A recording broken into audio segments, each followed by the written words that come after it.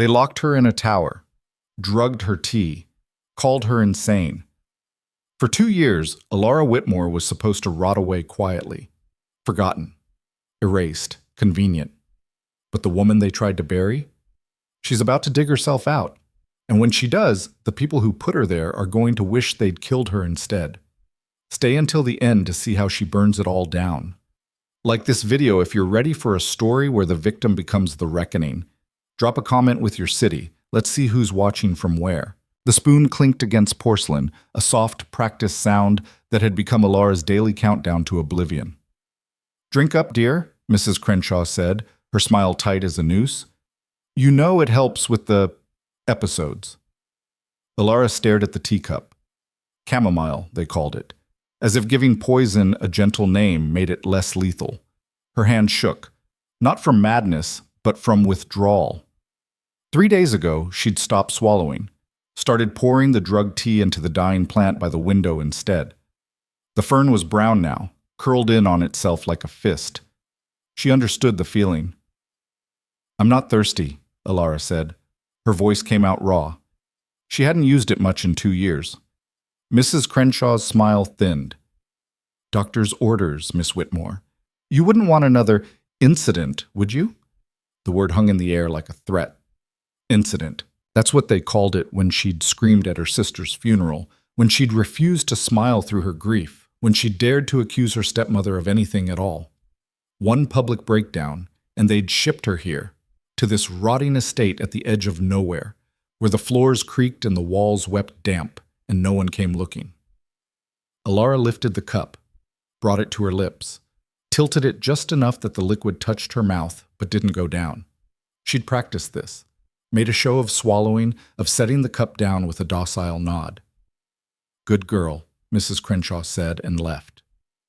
The lock turned. It always did. Elara waited until the footsteps faded, then spat into her sleeve. The bitter taste clung to her tongue anyway. She crossed to the window, poured the rest into the fern, and watched the brown leaves tremble. "Sorry," she whispered. "We're both casualties here." The room spun less today. That was progress.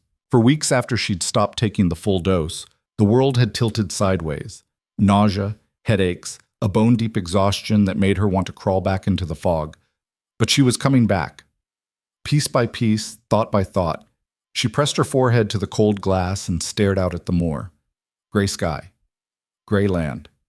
Gray everything. The estate sat in the kind of landscape that swallowed people whole. No neighbors, no town, just miles of wind-scraped nothing. Her stepmother had chosen well. A carriage appeared on the road. Elara blinked. Hallucination, maybe. Withdrawal did strange things. But no. The carriage was real, black and sleek, cutting through the drizzle like a knife. It slowed at the gate. Visitors. They never had visitors. Her heart kicked against her ribs. She stepped back from the window, suddenly aware of how she must look. Hair unwashed, dress hanging off a frame that had forgotten what food tasted like, eyes too wide and too hollow. If someone saw her like this, they'd believe every word her stepmother had spread. Unstable, delusional, better off locked away. She heard voices downstairs, a man's, deep and clipped, authoritative. Not one of the usual errand boys or tradesmen. Elara crept to the door and pressed her ear against it. "Expected better upkeep for an estate of this value," the man was saying. "The north wing looks ready to collapse." "We've had difficulties," her stepmother replied, voice honey-sweet and absolutely false. "My late husband's affairs were more complicated than anticipated, and his daughter's condition has required considerable resources." His daughter's condition. Elara's nails dug into her palms. "I'll need to see the property records," the man said. "All of them." "Of course, Your Grace, though I should warn you, Elara, my stepdaughter, she's not well. It's a delicate situation. The doctors have advised minimal disturbance." "Your Grace." "A duke, then." Elara's mind raced. Why would a duke care about this crumbling pile of stone? Unless her inheritance, the estate, the lands, the accounts her father had left in trust. Her stepmother had been managing it all, claiming Elara was too ill to handle her own affairs. But if someone was investigating, if someone was asking questions, Hope flared, sharp and painful as a match struck in the dark. Footsteps on the stairs. Elara stumbled back from the door just as the lock turned. Mrs. Crenshaw entered, her face a mask of false concern. "Miss Whitmore, we have a guest, a very important guest. I need you to behave." Elara said nothing. Behave. As if she were a dog. "Do you understand me?" Mrs. Crenshaw's voice dropped, venomous. "If you make a scene, if you say anything inappropriate, there will be consequences." "I understand," Elara said. The words tasted like ash. Mrs. Crenshaw studied her, then nodded. "Good. Stay quiet, and this will be over quickly." She left the door unlocked. An oversight, maybe, or a test. Elara waited 30 seconds, then stepped into the hallway. The house was different when you weren't locked in a single room. Bigger, colder. She moved like a ghost, bare feet silent on the threadbare runner, past rooms that had been her father's, her sister's, hers. All of it stripped now, sold off piece by piece to fund her stepmother's London seasons and her laudanum habit. Voices drifted up from the study. Elara crept to the top of the stairs and crouched in the shadows. She could see them through the banisters. Her stepmother, Vivian, all false elegance in a gown too fine for a country morning. And the man. Elara's breath caught. He stood with his back to the stairs, tall and broad-shouldered, dark hair touched with silver at the temples. His coat was expensively cut, his posture that of a man who'd never had to ask for anything twice. When he turned to examine a ledger, she saw his face. Hard lines, sharp jaw, eyes the color of winter steel. Duke Rowan Hale. She'd heard of him, even in her isolation. The Iron Duke, they called him. A man who'd come back from war with a fortune and a reputation for ruthlessness. He didn't suffer fools, didn't make idle threats, and didn't lose. "These numbers don't match," he said, tapping the ledger. "You've listed income from the tenant farms, but the tax records show half of them vacant." Vivian's smile didn't waver. "There may be some clerical errors. My late husband's steward was not as meticulous as one might hope." "Your late husband's steward is dead," Rowan said flatly. "Convenient." The temperature in the room dropped 10 degrees. "Your Grace?" Vivian said, and now there was steel beneath the honey. "I don't appreciate your tone. I've managed this estate under extraordinarily difficult circumstances. If you're here to make accusations, I'm here to determine whether this property is worth purchasing," Rowan interrupted. "And what I've found so far suggests it's been stripped of everything valuable and left to rot. So either you're incompetent or you're a thief. Which is it?" Vivian went pale. "How dare you?" A floorboard creaked under Elara's foot. Both of them looked up. Elara froze. For a moment, no one moved. Then Vivian's face transformed. Shock melting into fury, melting into performative distress. "Elara!" She rushed to the foot of the stairs, hand to her heart. "Darling, you shouldn't be out of your room. You know how confused you get." Rowan's eyes locked on Elara. She watched his gaze travel over her, the hollow cheeks, the trembling hands, the dress that hung like a shroud. She waited for disgust, pity, dismissal. What she saw instead was recognition, not of who she was, of what had been done to her. "This is your stepdaughter?" Rowan asked, voice carefully neutral. "Yes," Vivian said, already moving up the stairs toward Elara. "She's been unwell. Grief, you understand. It affected her quite severely." "She looks starved," Rowan said. Vivian flinched. "The doctors have her on a restricted diet. For her own good." Elara found her voice. It came out hoarse but clear. "I'm not mad." The words hung in the air like a gunshot. Vivian's hand clamped around Elara's wrist, nails digging in. "Darling, you're having another episode. Let's get you back to bed." "I'm not mad," Elara repeated, louder now. She wrenched her arm free and looked directly at Rowan. "I've been drugged, locked away. She's been stealing from me." "Elara, stop this," Vivian hissed. "Your Grace, I apologize. She doesn't know what she's saying." But Rowan was watching Elara with an intensity that made her feel seen for the first time in 2 years. "Go on," he said. "Your Grace, please," Vivian cut in. "This is exactly the kind of delusion the doctors warned us about. She's been prone to wild accusations ever since her sister's death. It's heartbreaking, truly, but we've learned not to indulge. Let her speak, Rowan said. The command in his voice was absolute. Elara's heart hammered. This was her chance. Maybe her only chance. But the words tangled in her throat, 2 years of silence and drugs and gaslighting crushing down on her.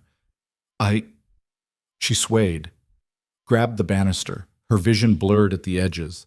Rowan moved fast, taking the stairs 2 at a time. His hand steadied her elbow, and the touch was so shockingly gentle that Elara nearly broke. "When did you last eat?" he asked. "I don't remember." His jaw tightened. He looked at Vivian. "Get her food, now. She's on a medical diet. I don't give a damn what you call it. Get her food, or I'll have my physician brought here within the hour to determine exactly what kind of treatment she's receiving." Vivian opened her mouth, closed it. For the first time in 2 years, Elara saw fear in her stepmother's eyes. "Of course, Your Grace," Vivian said, voice tight. "Mrs. Crenshaw?" The housekeeper appeared, wringing her hands. "Ma'am?" "Bring Miss Whitmore some broth. And bread." Mrs. Crenshaw hesitated, glancing at Elara like she was a wild animal about to bolt. "Now," Rowan said. She scurried off. Rowan guided Elara to a chair in the hallway, his movements careful, deliberate. He didn't touch her more than necessary, didn't crowd her space. Elara sank into the seat and focused on breathing. "What's your name?" Rowan asked, crouching so they were eye level. "Elara Whitmore." "How long have you been here?" 2 years, since my father died." "And your sister?" The grief hit fresh. "She died a month before him. Fever." Rowan's expression didn't change, but something shifted in his eyes. "I'm sorry." 2 words. Simple. Sincere. Elara had to look away before she started crying. Mrs. Crenshaw returned with a tray, watery broth, and a piece of bread so stale it could have been used as a weapon. Elara didn't care. She ate like a starving dog, burning her tongue on the soup, choking on the dry bread. Rowan didn't comment, just waited until she'd finished. "Better?" he asked. Elara nodded. "Can you stand?" She tried. Her legs shook, but held. Rowan offered his arm, not grabbing, just offering. Elara took it and felt the solid warmth of him, the steady strength. It had been so long since anyone had touched her without violence or condescension. Vivian watched from the bottom of the stairs, her face a mask of barely controlled rage. "Your Grace," she said, voice trembling with false concern. "I really must insist that Elara return to her room. This much excitement is very bad for her nerves." "I'd like to speak with her," Rowan said. "Alone." "That's highly irregular." "I don't care." Vivian's mouth thinned. "Very well. But I take no responsibility for what she might say. The poor girl's mind is quite fractured." Rowan led Elara to the study and closed the door. The room smelled of dust and old leather. He pulled out a chair for her, then took the seat across the desk, putting distance between them, she noticed, giving her space. "I need you to tell me everything," he said. "Start from the beginning." So she did. It poured out of her in jagged pieces. Her father's death, Vivian's sudden control of the estate, the first time Mrs. Crenshaw had brought the drugged tea, the slow erasure of herself day by day until she was nothing but a ghost haunting her own life. The stolen inheritance, the forged documents, the carefully constructed narrative of madness that kept her locked away. Rowan listened without interrupting. His face remained neutral, but his hands curled into fists on the desk. When she finished, the silence stretched thin. "Do you have proof?" he asked finally. Elara's hope crumbled. "No, she's too careful. Everything looks legitimate on paper." "Then we'll have to be smarter than her." Elara blinked. "We?" Rowan leaned back, studying her with those winter-gray eyes. "I came here to assess the estate's value. What I've found is a criminal operation masquerading as charity.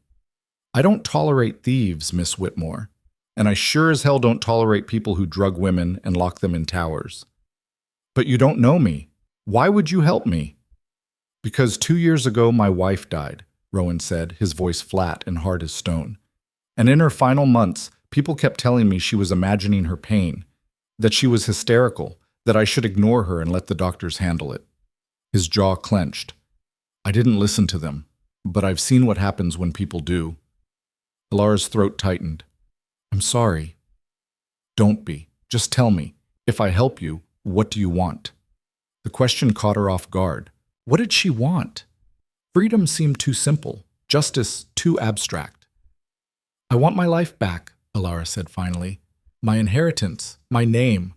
I want everyone who whispered about me, everyone who called me mad, to know the truth. Rowan smiled. It wasn't a kind smile. Then we'd better get to work. Over the next week, Rowan stayed at the estate. Officially, he was conducting a thorough assessment before making an offer. In reality, he was building a case. He interviewed the remaining staff, most of them too terrified of Vivian to speak honestly, but a few cracked under his questioning. He examined the account books, cross-referencing them with tax records and bank statements. He sent for his own physician, who examined Elara and confirmed what she already knew. She'd been systematically poisoned with laudanum and sedatives. Elara, meanwhile, stopped pretending to drink the tea entirely. Mrs. Crenshaw noticed, of course, and reported it to Vivian. But with Rowan in the house, Vivian couldn't afford to be too heavy-handed. Instead, she doubled down on the narrative, telling Rowan that Elara's improvement was temporary, that she'd had these lucid periods before, that any day now she'd relapse into madness.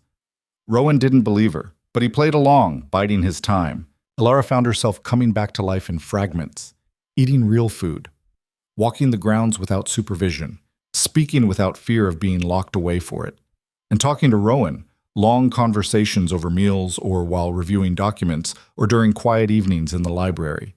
He wasn't easy company. He was blunt to the point of rudeness, impatient with stupidity, and carried his grief like armor. But he listened when she spoke, treated her like a person, not a patient, and slowly, carefully, they built something that felt almost like trust. One night, as they sat reviewing Vivian's forged ledgers, Elara set down her pen and looked at him. "Why are you really doing this?" she asked. Rowan didn't look up. "I told you." "No, not the official reason, the real one." He was silent for a long moment, then he closed the ledger and met her eyes. "Because I couldn't save my wife," he said quietly, "but I can save you." Elara's chest ached. "I'm not her." "I know." His voice was rough. "But maybe that doesn't matter." The air between them shifted. Elara felt it like a physical thing, the weight of shared grief, shared anger, shared determination to survive what had tried to destroy them. "Thank you," she said. Rowan nodded once, gruff and awkward. "Don't thank me yet. We still have to win." He was right, because the next morning, Vivian made her move. Elara woke to shouting. She stumbled out of bed, no longer locked in, but old habits died hard, and found Mrs. Crenshaw in the hallway, face red with fury. "You ungrateful wretch," the housekeeper spat. "After everything we've done for you." "What's happening?" Elara demanded. "His Grace is leaving, and you're going with him." Elara's heart stopped. "What?" She ran downstairs and found Rowan in the entrance hall, his jaw set and his eyes blazing. Vivian stood between him and the door, her face a mask of righteous fury. "You cannot do this," Vivian was saying. "She is my responsibility. The courts granted me guardianship." "The courts granted you guardianship based on fraudulent medical testimony," Rowan shot back. "I have 3 physicians willing to testify that she's been drugged and starved. I have staff willing to confirm she's been imprisoned. And I have enough evidence of financial fraud to have you arrested within the hour." Vivian went white. "You're bluffing." "Try me." For a moment, no one moved. Then Vivian laughed, a brittle, desperate sound. "You think you can just take her? She's ruined your Grace. Everyone knows she's mad. No court will believe her over me. No one will accept her in society. She's damaged goods, and you're a fool if you think otherwise." Rowan's expression didn't change. "Then I'll marry her." The words fell like stones into still water. Elara's mind went blank. She stared at Rowan, certain she'd misheard. Vivian looked equally stunned. "You... what?" "I'll marry her," Rowan repeated, his voice steady and sure. "Today, if possible. Then her guardianship transfers to me." along with her inheritance, which I will personally audit and restore. And if you try to stop me, I will bury you so deep in legal proceedings that you'll die in debtor's prison." Vivian's mouth worked soundlessly. Then she laughed again, high and panicked. "She'll never agree to it. Will you, Elara? Marry a stranger just to spite me?" Elara looked at Rowan. He met her gaze, and in his eyes she saw not pity, not rescue, but a question, a choice. "Yes," Elara said. Her voice didn't shake. "I'll marry him." Vivian's face crumpled. "You stupid, stupid girl. You think he cares about you? He's using you, just like everyone else." "The difference," Elara said coldly, "is that I'm choosing this." Rowan held out his hand. Elara took it, and together they walked out of the house that had been her prison, into a future she'd build herself. The carriage rattled over frozen roads, carrying Elara away from the only home she'd ever known. She didn't look back. Couldn't. If she did, she might see Vivian's face in the window, might feel the pull of that familiar prison, might lose her nerve entirely. Rowan sat across from her, silent and still as carved stone. He'd said maybe 10 words since they'd left the estate. Practical things about the route, the weather, where they'd stop for the night. Nothing about the fact that he'd just proposed marriage to a woman he barely knew. Nothing about what came next. Elara's hands twisted in her lap. The dress she wore was one of Vivian's cast-offs, too loose in the shoulders and too tight in the waist. She felt like a child playing dress-up, or a ghost trying to remember how to be human. "You can still change your mind," she said finally. Rowan looked up from the document he'd been reading. "About what?" "All of it. The marriage. Taking me with you. You don't owe me anything." "I know. Then why?" "Because I made a decision," Rowan said, his voice flat and unyielding, "and I don't second-guess myself." Elara wanted to argue, but exhaustion pulled at her bones. She leaned her head against the window and watched the countryside blur past. Fields gave way to forest, forest to hills. The world was bigger than she remembered, louder, more. "Where are we going?" she asked. "London. My solicitor needs to file the paperwork before Vivian can contest it." "She will contest it." "Let her try." Rowan's mouth curved into something that wasn't quite a smile. "I've dealt with worse than a laudanum-addicted widow playing at nobility." The words should have reassured her. Instead, they made her stomach twist. She was a problem to be solved, a legal challenge, not a person. "What happens after London?" Elara asked. Rowan closed his document. "We marry, quietly. Then we go to my estate in Northumberland and let the lawyers handle the rest. And then? And then you get your life back." It sounded simple when he said it like that. Clinical. As if trauma could be filed away in triplicate and grief could be settled out of court. "What if I don't know how?" Elara's voice came out smaller than she intended. Rowan studied her with those winter-gray eyes. "Then you figure it out, same as the rest of us." It wasn't comfort, but it was honest, and somehow that mattered more. They stopped that night at a coaching inn halfway to London. Rowan secured 2 rooms, separate, respectable, and ordered dinner sent up. Elara sat at the small table in her room and stared at the meal like it might bite her. Roasted chicken, potatoes with butter, bread that was actually soft. Her stomach growled and recoiled at the same time. A knock at the door. She tensed. "It's me!" Rowan's voice came through the wood. "Can I come in?" Elara opened the door. He stood in the hallway, coat discarded, sleeves rolled up.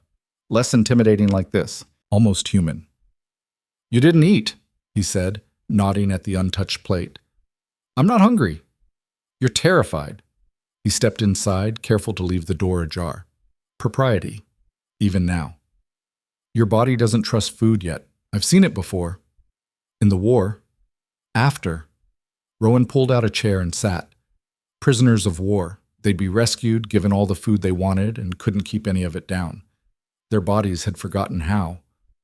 Elara sank into the opposite chair. How long did it take? For them to remember? Depends on the person. Some never did. He picked up the bread, tore off a small piece, and handed it to her. "Start small, just this much. If you can keep it down, try more tomorrow." She took the bread. It felt impossibly heavy in her hand. "What if I can't?" Then we try again the next day, and the day after that. Rowan's voice was matter-of-fact, stripped of pity. Healing isn't linear, Elara. It's ugly and slow, and sometimes you go backwards. But you keep going anyway. She ate the bread. It stuck in her throat, but she swallowed it down. Rowan nodded once, satisfied, and stood to leave. "Why are you being kind to me?" Elara asked. He paused in the doorway. "I'm not being kind. I'm being practical. You're no use to anyone if you starve to death before we reach London." He left before she could call him a liar. The next morning, they continued south. Elara managed half a roll at breakfast and didn't vomit, which felt like a victory. The countryside changed as they traveled. More people, more noise, more evidence of civilization. She watched it all with the intensity of someone who'd been buried alive and was now seeing the sun for the first time. They reached London on the third day. The city swallowed them whole, a roar of sound and smell and movement that made Elara's head spin. Carriages clattered over cobblestones. Street vendors shouted their wares. The Thames stank of sewage and industry. It was overwhelming and wonderful and terrifying all at once. Rowan's London residence was a narrow townhouse in Mayfair, elegant in an austere sort of way. No excess, no frivolity, just clean lines and expensive simplicity. The staff, a housekeeper, a cook, and a valet, greeted them with the kind of professional discretion that suggested they were used to their employer's eccentricities. "Mrs. Castell will show you to your room," Rowan said, already moving toward his study. "I have work to do." Elara wanted to protest, to ask what she was supposed to do, but he was already gone. Mrs. Castell, a stern-faced woman with iron-gray hair, led her upstairs to a guest room that was twice the size of her prison back at the estate. "His Grace said you'd need new clothes," Mrs. Castell said, her tone neutral. "I've sent for a modiste. She'll be here this afternoon." "That's not necessary," His Grace insists. Mrs. Castell's expression softened slightly. "You'll want to look proper for the wedding, miss. People talk." Right. The wedding. Elara had almost forgotten. The modiste arrived with an army of assistants and enough fabric samples to upholster a palace. She was a sharp-eyed French woman named Madame Bisset, who took one look at Elara and tisked like a disappointed schoolteacher. "Too thin," she declared. "And this dress. Mon Dieu, who dressed you? A blind nun." "My stepmother," Elara said. "She hates you, clearly." Madame Bisset began measuring with ruthless efficiency. "No matter, we fix. You have good bones, good posture when you remember to stand up straight. Stop slouching." Elara straightened reflexively. "Better. Now, for the wedding, something simple, yes? You are not a blushing virgin bride, and His Grace is not a romantic. We go for elegance, dignity." She snapped her fingers at an assistant. "The ivory silk, and the blue velvet for day wear, and that green wool, it will bring out her eyes." Over the next hour, Elara was poked, prodded, draped in fabrics, and generally treated like a doll. It should have been humiliating. Instead, it felt strangely grounding. These women didn't care about her past or her reputation. They cared about seams and hems and whether the lace was Alençon or Chantilly. When they finally left, Elara collapsed on the bed and stared at the ceiling. In 3 days, she would marry a man she barely knew, a man who was helping her for reasons she didn't fully understand, a man who looked at her like she was a problem to be solved, not a person to be loved. She didn't know if that was better or worse than being locked in a tower. The wedding took place in a small chapel with only Rowan's solicitor and Mrs. Castell as witnesses. Elara wore the ivory silk, simple and elegant, just as Madame Bisset had promised, and carried no flowers.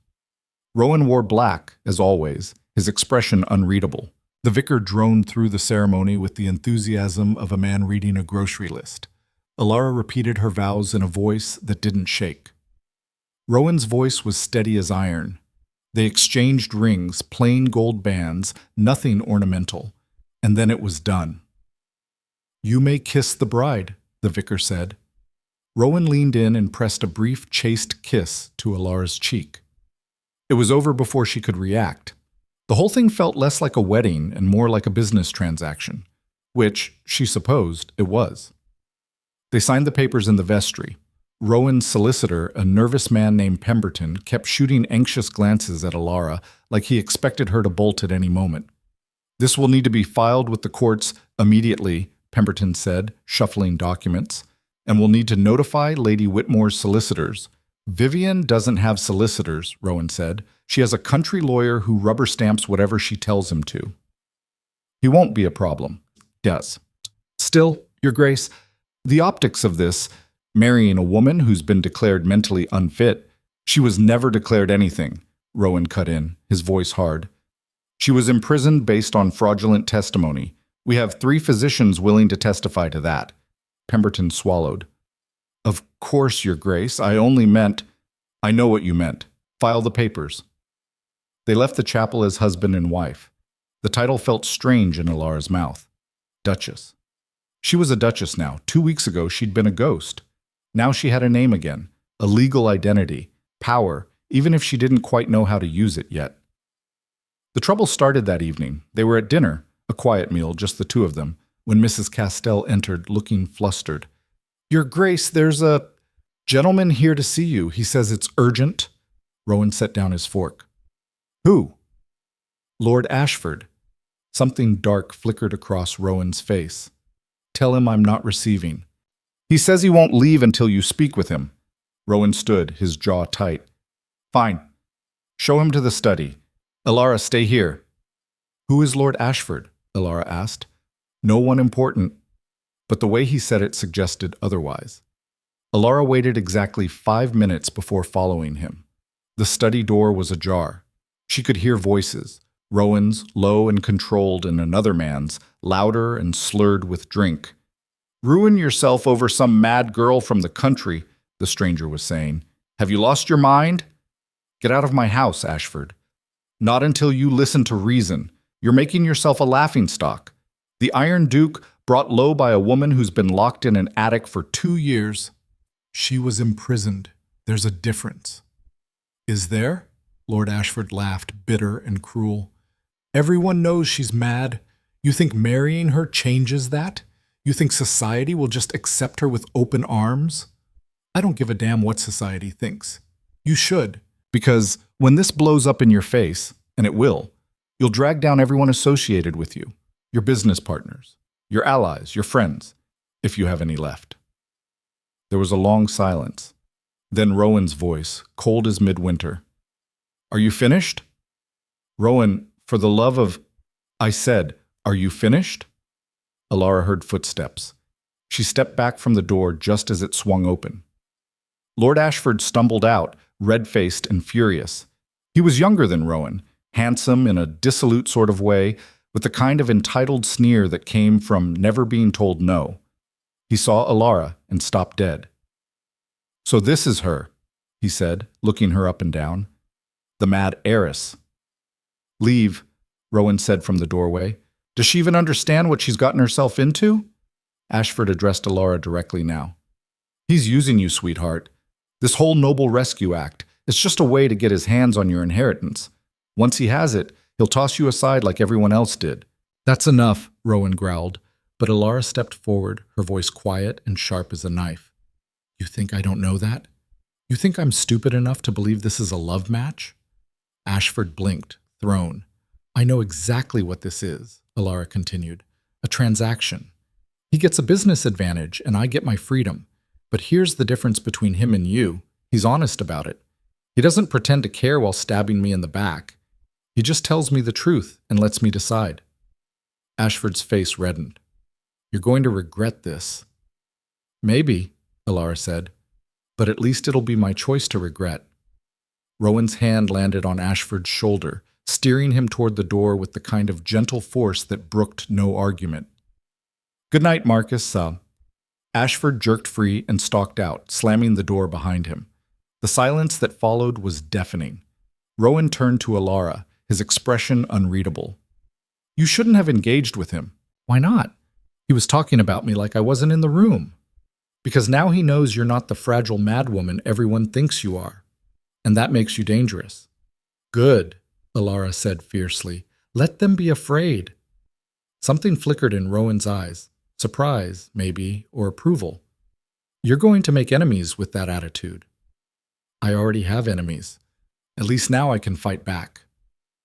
Rowan studied her for a long moment. Then, unexpectedly, he smiled. It was small and brief, but genuine. We leave for Northumberland tomorrow, he said. Pack light. The roads are rough this time of year. Northumberland turned out to be the edge of the world. Rowan's estate, Thornfield Hall, sat in a valley carved out of wind and stone, surrounded by moorland that stretched to the horizon. The house itself was sprawling and severe, all dark stone and narrow windows, built to withstand sieges rather than host garden parties. Elara loved it on sight. It's not much, Rowan said as the carriage pulled up to the entrance, but it's defensible. You say that like you're expecting an attack. Always. He helped her down, his hand steady on her elbow. The North is different from London. People here don't care about titles or gossip. They care about whether you can survive the winter. The staff assembled to meet them was small, a skeleton crew of servants who looked like they could double as soldiers if needed. The housekeeper, Mrs. Good, was a tall woman with calloused hands and a no-nonsense demeanor that reminded Elara of a battle-hardened general. "Welcome to Thornfield, Your Grace," Mrs. Good said, addressing Elara directly. "We've prepared the Duchess's suite. It's in the East Wing." "The Duchess's suite?" Elara echoed, looking at Rowan. "My wife lived there," he said, his voice carefully neutral. "If you'd prefer different rooms—" "No," Elara said quickly. "It's fine." It wasn't fine. But she didn't know how to explain that sharing space with a dead woman's memory felt less invasive than asking for special treatment. The suite was beautiful in a stark, practical way. Large windows overlooked the moors. The furniture was well made but unadorned. Everything was clean and orderly, but there was a coldness to it, like a museum exhibit rather than a living space. Elara stood in the middle of the room and tried to imagine herself here. Tried to picture a future that didn't involve fear or drugged tea or locked doors. She couldn't. A knock at the door. Mrs. Good entered, carrying linens. "Dinner is at 7, Your Grace. His Grace usually takes his meals in the study, but he said to tell you you're welcome to join him in the dining room if you prefer." "Does he want me to join him?" Mrs. Good's expression softened slightly. "His Grace doesn't usually say what he wants, but he asked me to set 2 places." Dinner was a quiet affair. They ate at opposite ends of a table built to seat 20, which would have been absurd if it hadn't been so perfectly in character for both of them. Rowan read correspondence between courses. Elara pushed food around her plate and tried not to think about how strange this all was. "How do you like Thornfield?" Rowan asked, not looking up from his letter. "It's imposing. That's one word for it. What would you call it?" "Home." He set down the letter and met her eyes. "I built it after the war. Wanted something that felt permanent, immovable." "And your wife, did she like it?" Rowan's expression shuddered. "She tolerated it. She was a city woman. The isolation didn't suit her." Elara wanted to ask more, but the way he'd closed off told her the subject was done. Instead, she tried a different approach. "What happens now? With Vivian, I mean. Will she just let this go?" "No." Rowan pushed his plate aside. "She'll fight. Claim I coerced you, or that you were too mentally unfit to consent to marriage. My solicitors are already preparing for it." "And if she wins?" "She won't. But if she does—" "Elara," Rowan's voice cut through her spiral. "I don't lose, ever. And I sure as hell am not going to lose to a woman who makes a habit of drugging girls and stealing their inheritances." The certainty in his voice should have been reassuring. Instead, it made her realize how much she'd tied her fate to this man. If he failed, she'd go back to that tower. And this time, Vivian would make sure she never got out. The first letter arrived a week later. Mrs. Good brought it to Elara's room with a worried expression. "This came for you, Your Grace. From London." Elara recognized the handwriting on the envelope. Vivian's. Her hand shook as she opened it. "My dearest Elara, I hope this letter finds you well. I have been beside myself with worry since your sudden departure. To learn that you married without informing me, your only remaining family, has broken my heart. I understand that His grace has convinced you that I have wronged you in some way. I assure you, everything I have done has been out of love and concern for your well-being. The doctors were very clear that isolation and medical supervision were necessary for your recovery. However, I am willing to forgive this lapse in judgment. If you return home immediately and seek an annulment, I will not pursue legal action against His grace for abduction and coercion of a mentally incompetent woman. Please, my darling girl, come home before it's too late.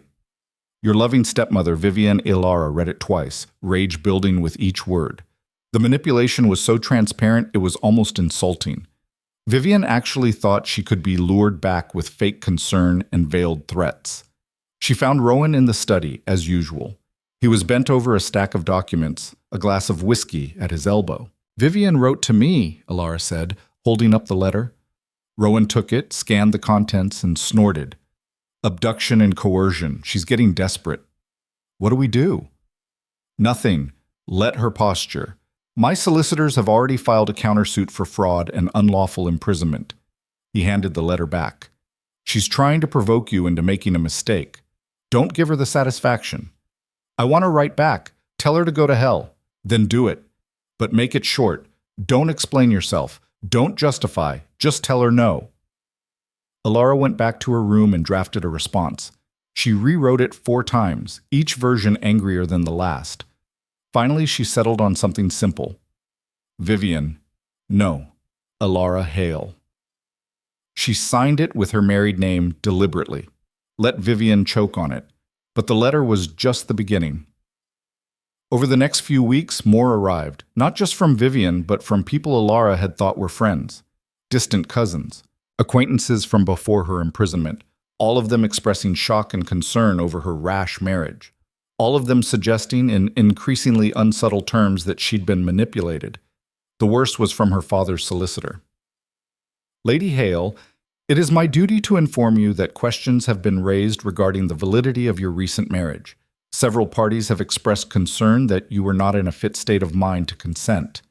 As executor of your father's estate, I must investigate these claims. I will be traveling to Northumberland within the fortnight to interview you personally. I trust you will make yourself available. Regards, Edmund Carstairs. Elara showed the letter to Rowan that night over dinner. He's coming here, she said. What do I tell him? The truth, Rowan refilled his glass. That you married me of your own free will, that you're not mad, never were mad, and that anyone who says otherwise is either a liar or a fool. And if he doesn't believe me, then he joins the list of people whose opinions don't matter. But Elara could see the tension in his shoulders, the way his jaw tightened.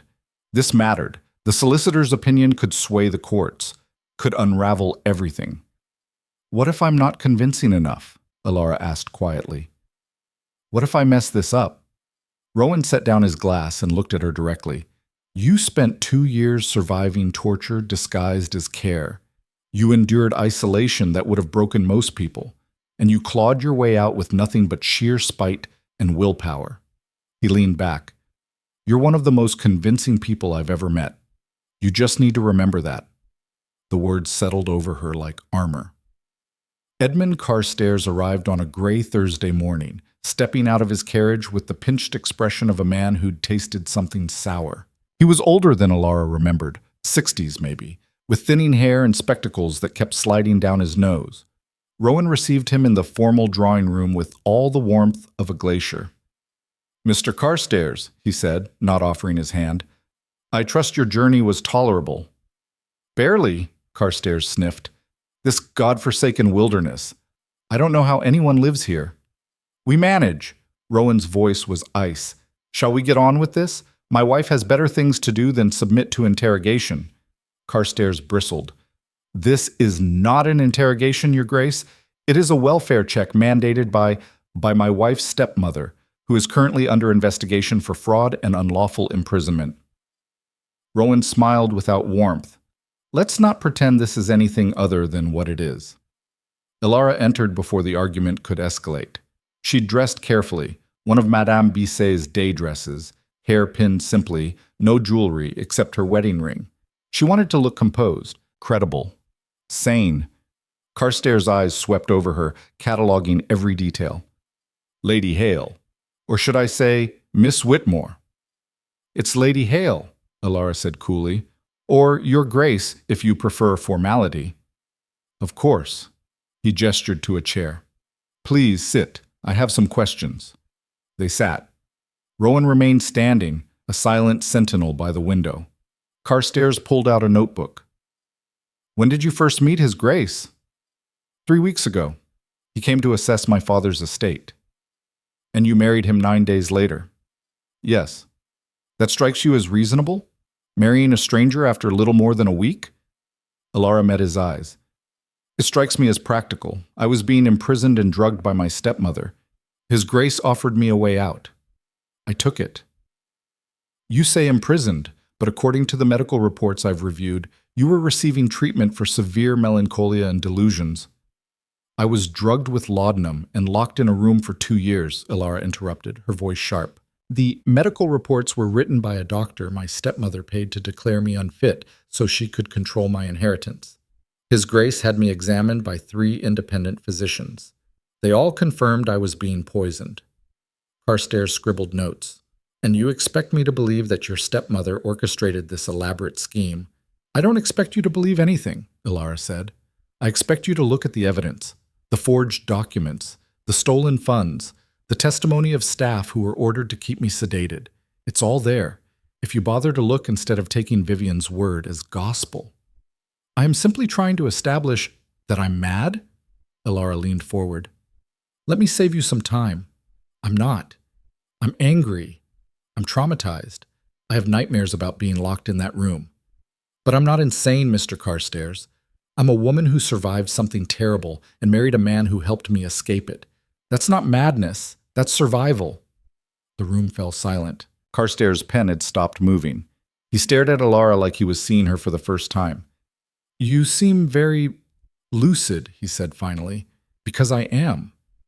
But the reports were lies. Elara's voice didn't waver. And if you choose to believe them over me, then you're complicit in what was done to me. Is that really the legacy you want to leave, Mr. Carstairs? Helping a thief rob an orphaned girl? Carstairs flinched. He glanced at Rowan, who was watching the entire exchange with grim satisfaction.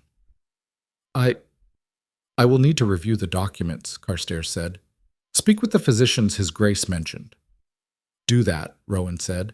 And while you're at it, review Lady Whitmore's financial records. Pay special attention to the withdrawals made after my wife's father died. I think you'll find them illuminating. Carstairs stood, flustered. Yes. Well, I'll be in touch. Rowan showed him out personally, leaving Elara alone in the drawing room. She sat very still, hands folded in her lap, trying to keep the tremors at bay. She'd done it. She'd looked her father's solicitor in the eye and defended herself. Hadn't broken. Hadn't cried. Hadn't given him any reason to doubt her. But the cost of it, the effort it took to hold herself together, left her hollowed out. Rowan returned and handed her a glass of brandy without a word. She took it, drank, felt the burn. You were magnificent, he said. Elara laughed, bitter and exhausted. I was terrified. I know, that's what made it magnificent. That night, Elara couldn't sleep. She paced her room, mind racing through every word she'd said to Carstairs, every expression on his face, trying to determine if she'd convinced him or damned herself. Around midnight, she gave up and went downstairs. The house was dark and silent. She wandered through the halls until she found herself outside Rowan's study. Light showed under the door. She knocked. Come in. Rowan sat at his desk, surrounded by papers and half-empty glasses. He looked tired, actually tired, not just his usual austere control. Can't sleep? He asked. No. Neither can I. He gestured to the chair across from him. Sit. Keep me company. Elara sat. They didn't talk, just existed in the same space, two people who'd survived things they shouldn't have and were now trying to figure out what came next. After a while, Rowan spoke. My wife used to pace at night, when the pain got bad. I'd find her walking circles around the house, trying to outrun it. Did it work? No, but it gave her something to do besides scream. He stared into his glass. I hated feeling useless. Watching her suffer and not being able to fix it. Is that why you're helping me? To fix what you couldn't fix for her? Maybe. Rowan looked up. Does it matter? Elara thought about it. No, I suppose it doesn't. Good. Because I'm running out of noble motivations. She smiled despite herself. What are you running on now? Spite, mostly, and a deep-seated need to prove people wrong. That I can work with. They sat in comfortable silence for a while longer. Then Rowan stood and pulled a decanter from the shelf. Here's to spite, he said, pouring 2 generous measures. Elara raised her glass. And to proving everyone wrong. They drank. The brandy burned all the way down, but it felt good. Grounding, real. We're going to win this, Rowan said. It wasn't a question. Yes, Elara agreed. We are. And for the first time since escaping that tower, she actually believed it. 3 days later, a rider arrived from London. He carried a sealed envelope marked urgent. Rowan read it, his face going hard as granite. Then he handed it to Elara without a word. The letter was from Pemberton, the solicitor. Vivian had filed a formal petition with the courts, claiming Rowan had abducted and coerced a mentally incompetent woman into marriage. She was demanding an annulment, and she'd convinced Edmund Carstairs to testify on her behalf. That bastard, Elara breathed. He lied. He looked me in the eye and he lied. Or Vivian got to him, Rowan said. Offered him something. Money, probably. Carstairs always had expensive tastes. What do we do? Rowan's smile was cold and sharp as a blade. We go to London, and we burn her entire case to the ground. London in winter was a different beast than the one Elara remembered. Colder. Meaner. The city seemed to close in on itself, huddling against the wind that whipped through narrow streets and rattled window panes. Or maybe it was just that she was seeing it through different eyes now. Eyes that had learned to look for traps. They arrived at Rowan's townhouse after 3 days of brutal travel.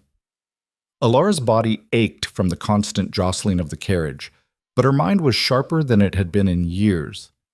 She'd spent the journey memorizing every detail Rowan had told her about Vivian's petition, every name on the witness list, every legal maneuver they'd need to counter. Pemberton was waiting in the study, looking like he hadn't slept in a week. Your Grace, he said, standing as they entered. Lady Hale, I'm glad you're here. The situation has evolved. How bad? Rowan asked, shrugging out of his coat. Worse than I anticipated. Pemberton shuffled through his papers with shaking hands. Lady Whitmore has secured testimony from 3 physicians who claim they treated Miss Lady Hale during her confinement. They're all prepared to swear she was delusional, violent, and a danger to herself. They're lying, Elara said flatly. I believe you, but they're credentialed physicians with established practices. The court will give their testimony significant weight. What about our physicians? Rowan demanded. They'll testify as well, but Lady Whitmore's legal team is already preparing to discredit them, claiming you paid them to produce favorable reports, that they never actually examined Lady Hale in her natural state, etc. Elara felt the ground shifting under her feet. What about Carstairs? Can we prove he was bribed? Pemberton winced. Not definitively. He claims his testimony is based purely on professional concern. Says he reviewed the case files and determined that you were in no condition to consent to marriage. That son of a... Rowan caught himself, jaw clenching. When is the hearing? 5 days. They pushed for an expedited schedule, claiming urgent concern for Lady Hale's welfare. Pemberton's voice was bitter. The judge agreed. 5 days. Elara's stomach turned. 5 days to prepare, to find evidence, to somehow prove that she wasn't the mad creature everyone believed her to be. There's more, Pemberton said quietly. Lady Whitmore has hired Marcus Ashford as her legal counsel. The silence that followed was crushing. Rowan's face went blank, in the way that meant he was furious beyond words. Of course she did. Who's Marcus Ashford? Elara asked, though she had a sinking feeling she already knew. Lord Ashford's brother, Rowan said, one of the best barristers in London, and someone who would very much enjoy watching me fail. He's also completely unscrupulous, Pemberton added. He'll use every dirty trick in the book. He'll paint you as a predator, Your Grace, and Lady Hale is a victim too damaged to know her own mind." "Let him try," Rowan said coldly, but Elara could see the calculation in his eyes. This wasn't just a legal battle anymore. It was personal, and personal fights got messy. That night, Elara couldn't eat. She sat at the dining table pushing food around her plate while Rowan pored over legal documents, making notes in the margins with sharp, angry strokes. "You should rest," he said without looking up. "I can't." "You need to. You're going to be questioned under oath. If you look as exhausted as you do now, Ashford will use it to claim you're still unwell." Elara set down her fork. "What if they don't believe me? What if I stand up there and tell the truth, and they still decide I'm mad? Then we appeal. And if that fails, we appeal again. We fight until there's nothing left to fight with." Rowan finally looked at her. "I told you I don't lose. Everyone loses eventually. Not this time." His voice was absolute. Final. "Get some sleep, Elara. That's an order." She wanted to argue, but exhaustion was pulling at her bones. She went upstairs to her room and lay down fully dressed, staring at the ceiling. Sleep felt impossible, but somehow she drifted off anyway. The nightmare came fast and brutal. She was back in the tower, door locked, walls closing in. Mrs. Crenshaw forcing the drugged tea down her throat while Vivian watched and smiled. She tried to scream, but no sound came out. Tried to fight, but her limbs were lead. Tried to... Elara woke gasping, tangled in sheets soaked with sweat. Her heart hammered against her ribs. The room was dark except for a sliver of moonlight through the curtains. A knock at the door made her flinch. "Elara," Rowan's voice rough with sleep. "You all right?" She couldn't answer. Her throat was too tight. The door opened. Rowan stood silhouetted in the hallway, wearing only shirt sleeves and trousers, his hair disheveled. He took one look at her and crossed to the bed. "Nightmare?" She nodded, not trusting her voice. He sat on the edge of the mattress, careful to maintain distance. "Do you want to talk about it?" "No." "All right." He didn't move to leave. They sat in silence for a while. Gradually, Elara's breathing evened out. The panic receded, leaving her hollow and shaky. "Does it get better?" she asked finally. "The nightmares?" "Sometimes. Sometimes they just change shape." Rowan's voice was quiet. "I still dream about the war, about watching men die and not being able to save them. After my wife passed, I dreamed about her every night for 6 months. Conversations we never had, arguments I never won. Eventually they faded, but they never really go away. That's not very comforting." "I'm not very good at comfort." He stood. "But I'm good at revenge, and I promise you, Vivian is going to pay for every nightmare she gave you." The certainty in his voice steadied her. "Thank you." "Don't thank me yet. We still have to win." He left, closing the door softly behind him. Elara lay back down, but she didn't sleep again. Just watched the shadows on the ceiling and waited for dawn. The next 3 days were a blur of preparation. Pemberton drilled Elara on potential questions, teaching her how to answer without seeming defensive or evasive.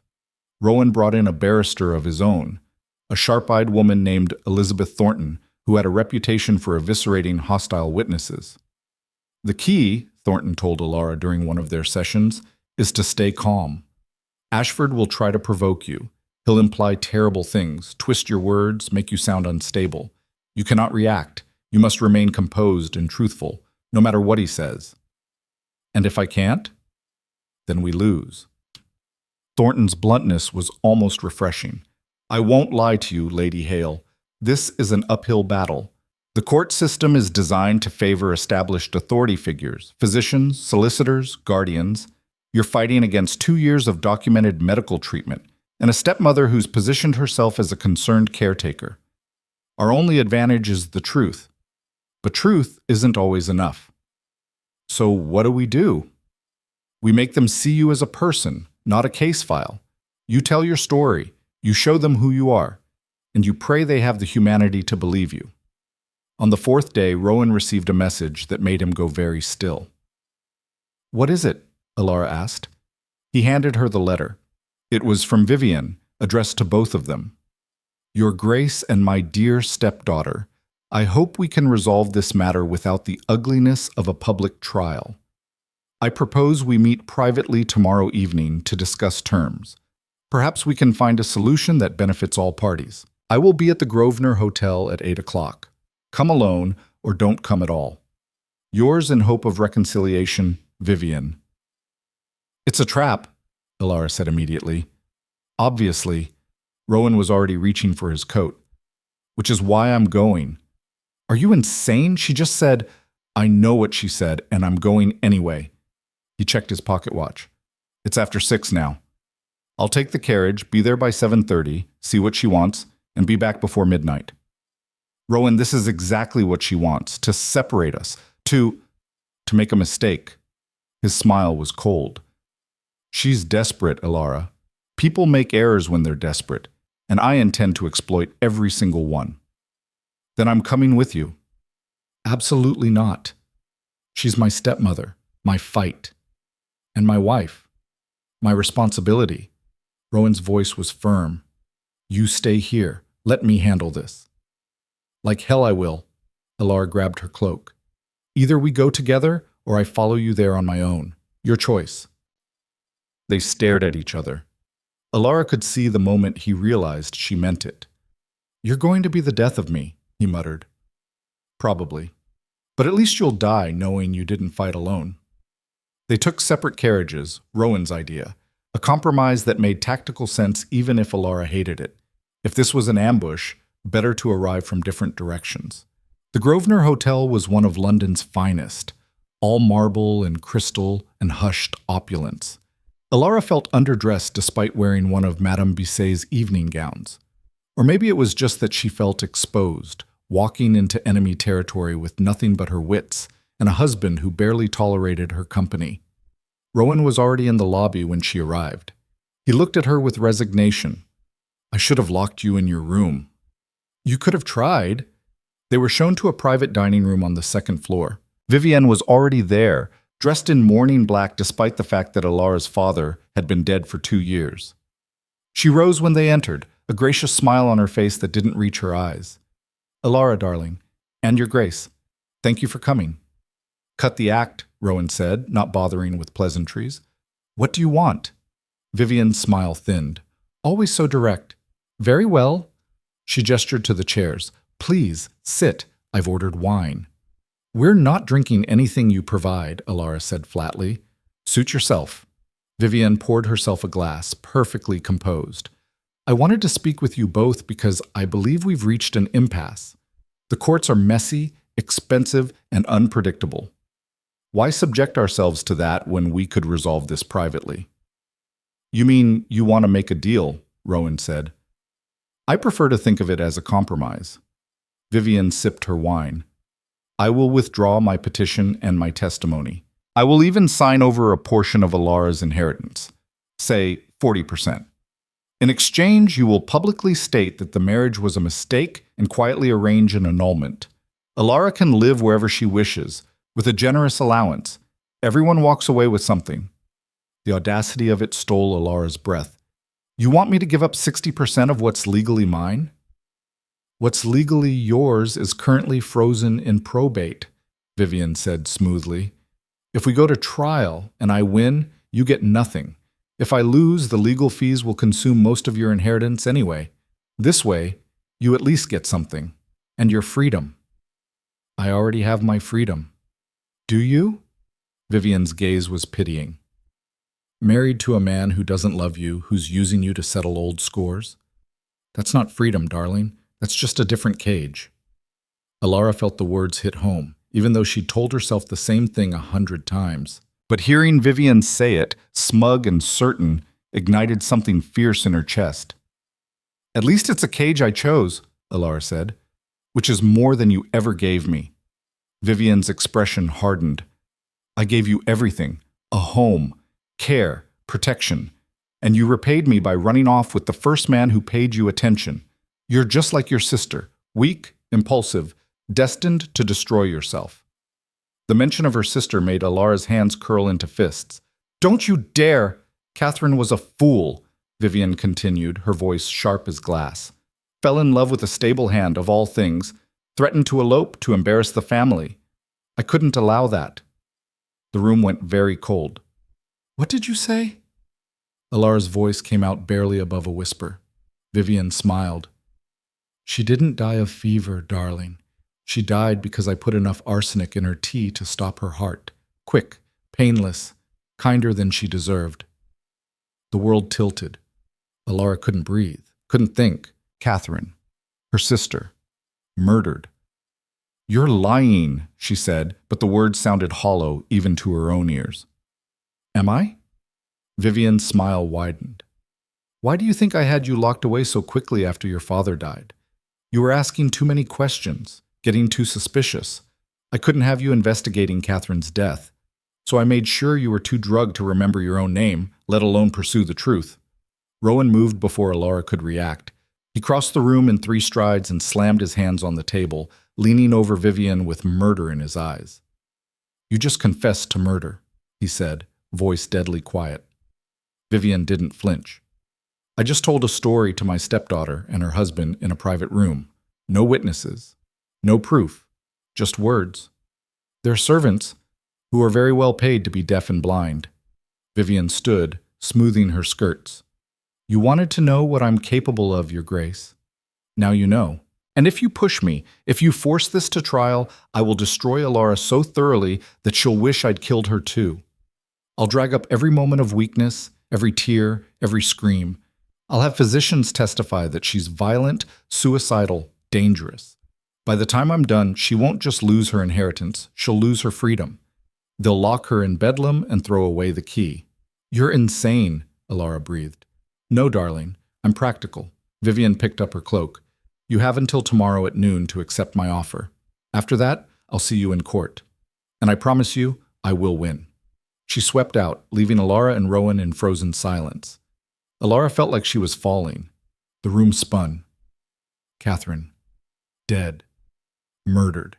And Vivian had just smiled and admitted it like she was discussing the weather. Elara. Rowan reached for her, but she jerked away. She killed my sister. The words came out broken. She poisoned her, and I never knew. I spent 2 years in that tower, and I never knew. We'll prove it. How? Elara's voice cracked. She's right.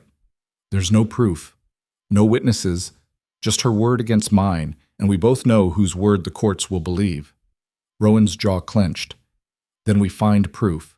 We dig up Catherine's body, we test for arsenic. That takes weeks. We have 1 day. Then we make her confess again, publicly. She's too smart for that. Elara sank into a chair, her legs giving out. We're going to lose. She's going to win, and I'm going to spend the rest of my life locked in an asylum knowing she murdered my sister and got away with it. No. Rowan crouched in front of her, forcing her to meet his eyes. Listen to me. We are not giving up. Not now. Not ever. What choice do we have? We fight dirty. His voice was hard. She thinks she's the only one willing to play without rules? She's wrong. Something in his tone made Elara's pulse quicken. What are you thinking? I'm thinking that if Vivian wants a war, we'll give her one. But first, we need leverage. Something she values more than revenge. Like what? Rowan's smile was sharp and ruthless. I have an idea, but you're not going to like it. He was right. Elara hated the plan the moment he explained it. That's extortion, she said. Technically, it's negotiation. It's illegal. So is murder. Rowan stood, already moving toward the door. I'm not asking for your permission, Elara. I'm telling you what I'm going to do. You can either help or you can stay here and wait. And if it doesn't work, then we go to court and lose. But at least we'll have tried everything. He paused at the door. I'd rather burn the whole city down than let that woman walk away free. Elara looked at him, this hard, dangerous man who'd pulled her from a tower and offered her a choice when no one else had. Who'd married her not out of love, but out of stubborn refusal to let injustice win. Who was now proposing something that could destroy them both. Tell me what you need me to do, she said. The plan was insane. Possibly criminal, definitely dangerous. But it was also brilliant.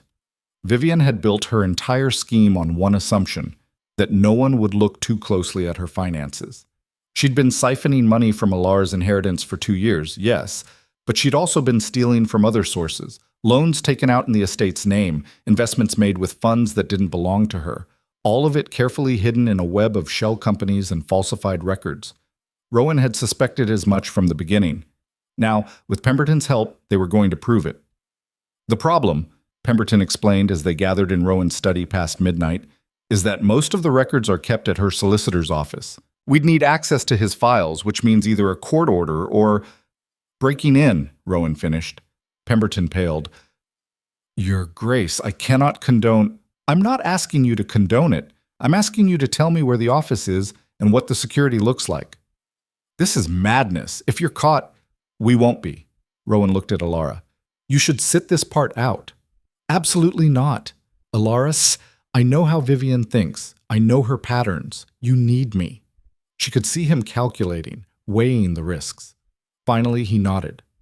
Fine, but you follow my lead. No improvising. They left at 2 a.m, dressed in dark clothes and carrying tools Rowan had procured from sources Elara decided not to ask about. The solicitor's office was in a quiet district, the kind of place where everyone went home at 5 and the streets were empty by midnight. The lock on the back door took Rowan less than 3 minutes to pick. They slipped inside, moving through darkened rooms by the light of a shuttered lantern. The file room was on the second floor behind another locked door that Rowan handled with the same casual efficiency. You're very good at this, Elara whispered. Army training. You learn to improvise. He began rifling through filing cabinets with practiced speed. Look for anything with the estate's name. Whitmore Holdings, Whitmore Properties, anything like that. They worked in tense silence, pulling files and sorting through documents. Most of it was mundane, property transfers, tax records, routine correspondence. But then Elara found a ledger that made her blood run cold. Rowan, look at this. The ledger detailed a series of loans taken out against the estate over the past 18 months. Huge sums, all borrowed in Elara's name, all secured against property she supposedly owned. But the money hadn't gone to estate improvements or investments. It had been funneled through a company called Blackwood Enterprises, which, according to the incorporation documents, was owned by Vivian. She's been using your inheritance as collateral for her own debts, Rowan said, his voice tight with fury. Borrowing against properties you own and pocketing the money. If these loans default, you'll lose everything. Can we prove she did this? These documents do. Her signature's on every page. He started gathering papers. This is fraud. Clear, prosecutable fraud. With this, we can... A floorboard creaked downstairs. They both froze. Voices. Men's voices. Getting closer. The night watchman, Rowan whispered. Damn it, we need to go. They grabbed what they could carry and moved toward the window. Rowan forced it open, revealing a 3-story drop to the alley below. A drain pipe ran down the side of the building, rusty and questionable, but their only option. Can you climb? He asked. I don't have much choice, do I? Footsteps on the stairs now. Rowan went first, testing the pipe before gesturing for Elara to follow. She climbed out onto the ledge, heart hammering, and reached for the pipe. The metal was freezing and slick with condensation. Her hand slipped. Rowan caught her wrist. I've got you. Just go slow. They descended in agonizing increments. Above them, lantern light flickered in the window they'd left open. Shouts of alarm. They were out of time. Jump, Rowan said. Elara didn't argue. She let go and fell the last 6 feet, landing hard and rolling. Rowan hit the ground beside her, already pulling her to her feet. They ran. Behind them, whistles blew, voices shouted. But the streets were a maze, and Rowan knew them better. He led her through alleys and over fences, through a kitchen garden and across a footbridge, until finally they emerged on a quiet street blocks away from the solicitor's office. They leaned against a wall, gasping for breath. Did we get enough? Elara asked. Rowan clutched the folder to his chest. More than enough. We've got her. They made it back to the townhouse as dawn broke. Pemberton was waiting, looking like he'd aged 10 years. Please tell me you weren't caught, he said. We weren't caught. Rowan dumped the stolen documents on his desk. But we were seen. We have maybe 12 hours before someone connects this to us. We need to move fast. The rest of the morning was a blur of activity. Pemberton verified the documents while Thornton drafted a legal brief. Rowan sent messages to allies in the courts, calling in favors. Elara sat in the corner and tried not to think about what would happen if this didn't work. At 11:30, a messenger arrived from Vivian's hotel. "Your time is up. I'll see you in court." "Good," Rowan said, crumpling the note. "Let her come." The courtroom was packed. News of the case had spread through London like wildfire. The mad heiress, the Iron Duke, the stepmother claiming abduction. Society was salivating for scandal. Elara sat beside Rowan at the defendant's table, hands folded to hide their trembling. Across the aisle, Vivian sat with Marcus Ashford, looking serene and confident. She caught Elara's eye and smiled. The judge entered, an elderly man named Lord Pembroke, known for his conservative views and distrust of women. Elara's heart sank. This was the man who would decide her fate. "We are here," Pembroke began, "to determine the validity of a marriage between Lady Elara Hale, formerly Whitmore, and His Grace the Duke of Thornfield. Lady Vivian Whitmore claims that her stepdaughter was mentally incompetent at the time of the marriage and was coerced into the union. We will hear testimony from both sides and render judgment accordingly." Marcus Ashford stood, every inch the polished barrister. "My lord, if I may present our first witness, Dr. Edmund Carstairs, who served as executor of the late Mr. Whitmore's estate and has intimate knowledge of Lady Elara's condition." Carstairs took the stand, looking appropriately solemn. He testified about Elara's supposed delusions, her violent outbursts, her need for constant medical supervision. He painted a picture of a woman so damaged that she couldn't possibly have consented to marriage. Thornton cross-examined him brilliantly, poking holes in his timeline and questioning his medical credentials. But Carstairs held firm, insisting that Elara had been unwell and that Rowan had taken advantage. Next came the physicians, 3 of them, all testifying that Elara had been delusional and dangerous during her confinement.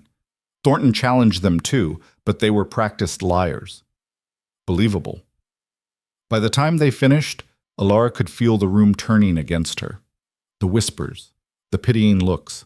She was losing. Then it was Vivian's turn. She took the stand with perfect grace, dabbing at her eyes with a handkerchief. "I loved Elara like my own daughter," she said, her voice breaking. "Watching her decline after her sister's death was the most painful experience of my life. I did everything I could to help her.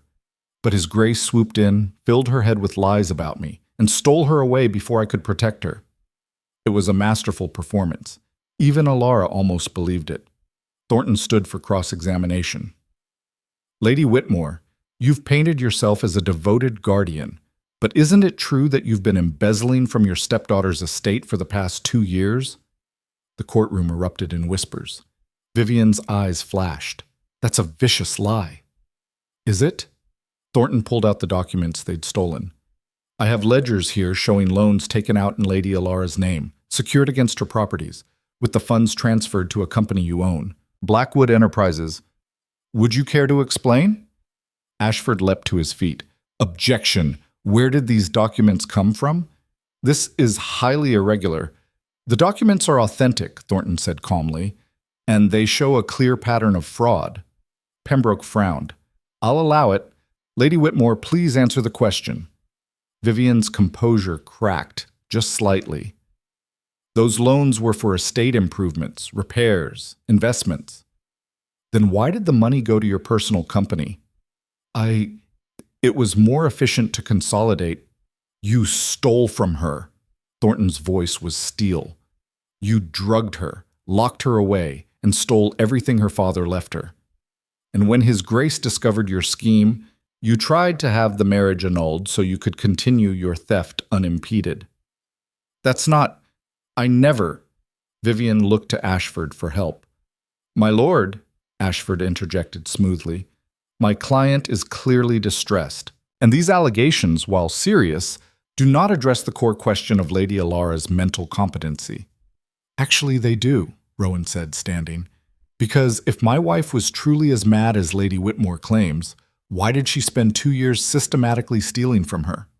You don't embezzle from someone you think is incompetent. You do it because you know they're lucid enough to eventually figure it out. and you're trying to bleed them dry before that happens. The logic was devastating. Elara saw it land in the room, saw the judge's expression shift from skepticism to interest. Furthermore, Rowan continued, I'd like to submit testimony from 3 independent physicians who examined my wife after our marriage. All 3 concluded that she shows no signs of mental incompetence. She was drugged, yes, traumatized, certainly, but not mad, never mad. The physicians testified, and unlike Vivian's paid liars, they were thorough and credible. They described Elara's lucidity, her sharp memory, her ability to recount events with clarity and detail. Finally, Thornton called Elara to the stand. This was it. Her chance to speak, to be heard. She walked to the witness box on shaking legs and took the oath. The courtroom was silent, watching her like she was an exotic animal in a menagerie.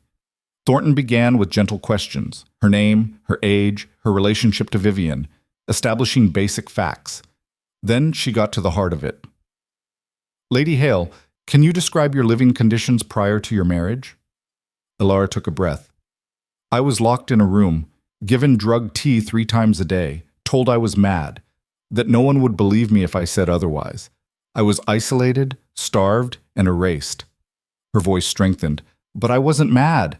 I was inconvenient, and Vivian needed me to disappear so she could steal what was mine. And your marriage to His Grace, was that coerced? No. It was the first choice anyone had let me make in 2 years. Thornton stepped back. Your witness. Marcus Ashford approached with a predatory smile. Lady Hale. Or should I say Miss Whitmore? After all, if this marriage is invalid, that's still your legal name. My name is Elara Hale, she said evenly. For now. He circled the witness box. Tell me, when His Grace arrived at your estate, how long did you know him before agreeing to marriage? 9 days? 9 days. Ashford let that hang.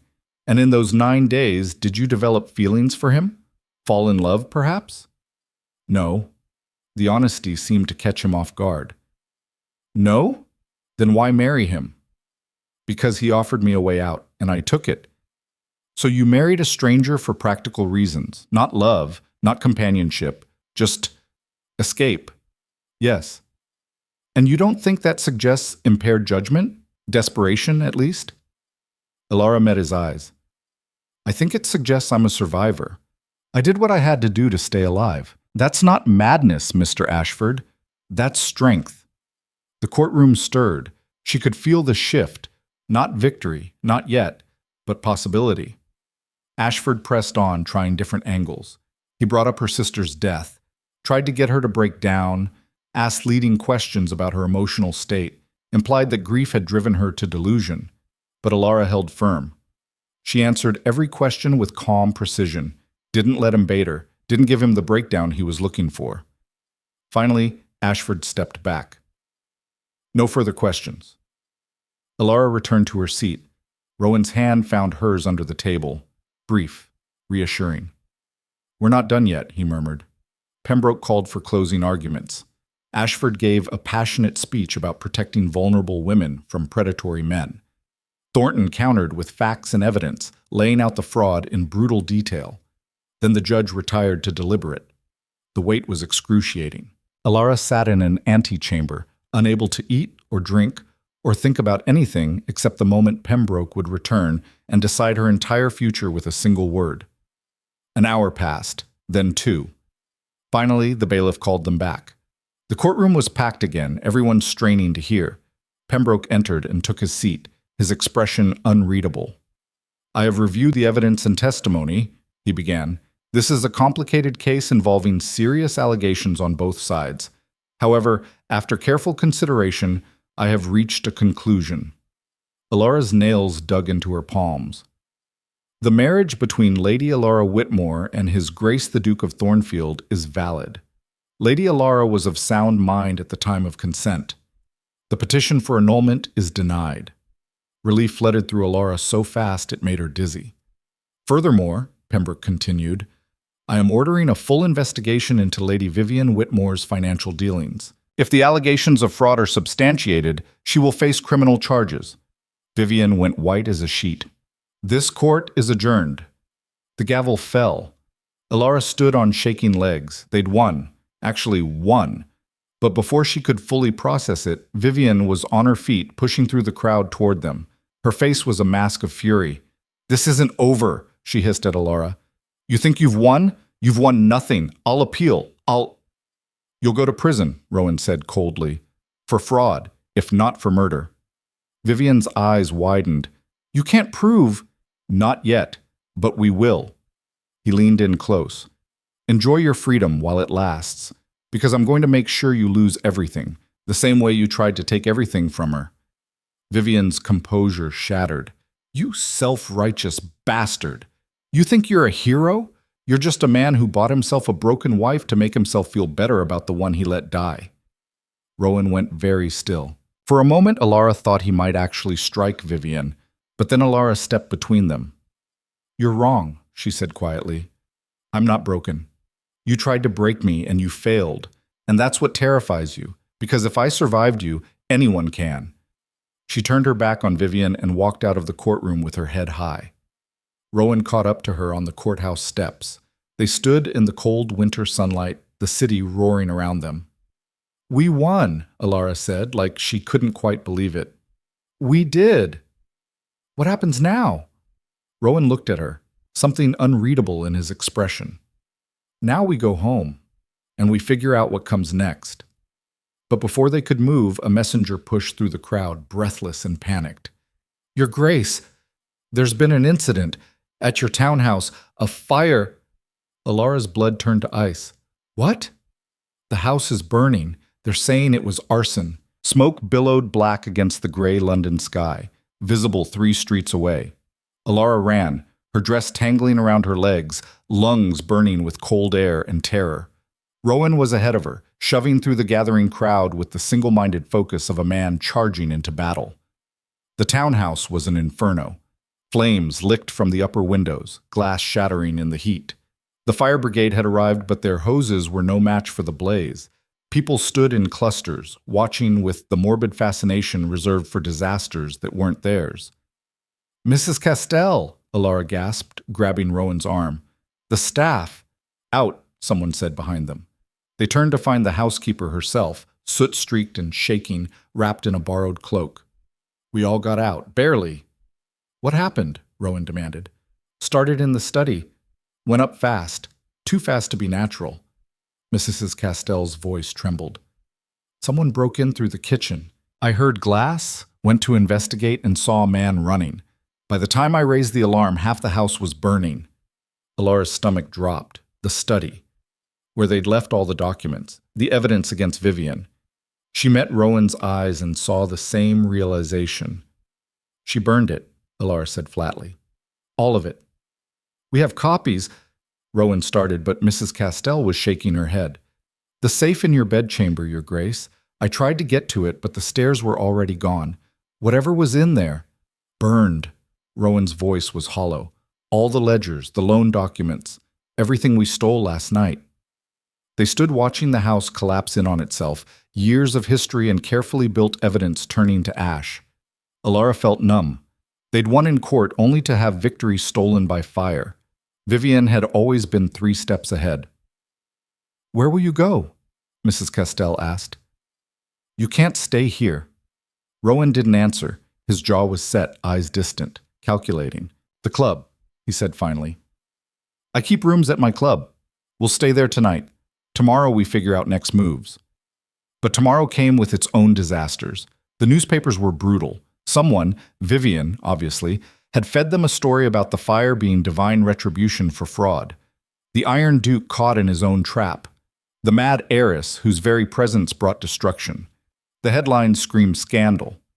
Duke's residence burns after suspicious marriage fire. Investigators question arson claims, society questions. Validity of Hale Union. Rowan read them over breakfast, his expression carved from stone. They were in his private rooms at the Gentlemen's Club, sparse, masculine space that smelled of leather and old tobacco.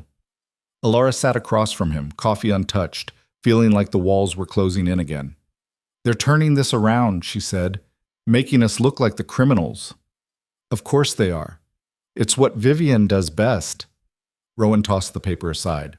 She can't win in court, so she'll win in the press. Destroy our credibility before we can rebuild the case against her. Can we rebuild it without the documents?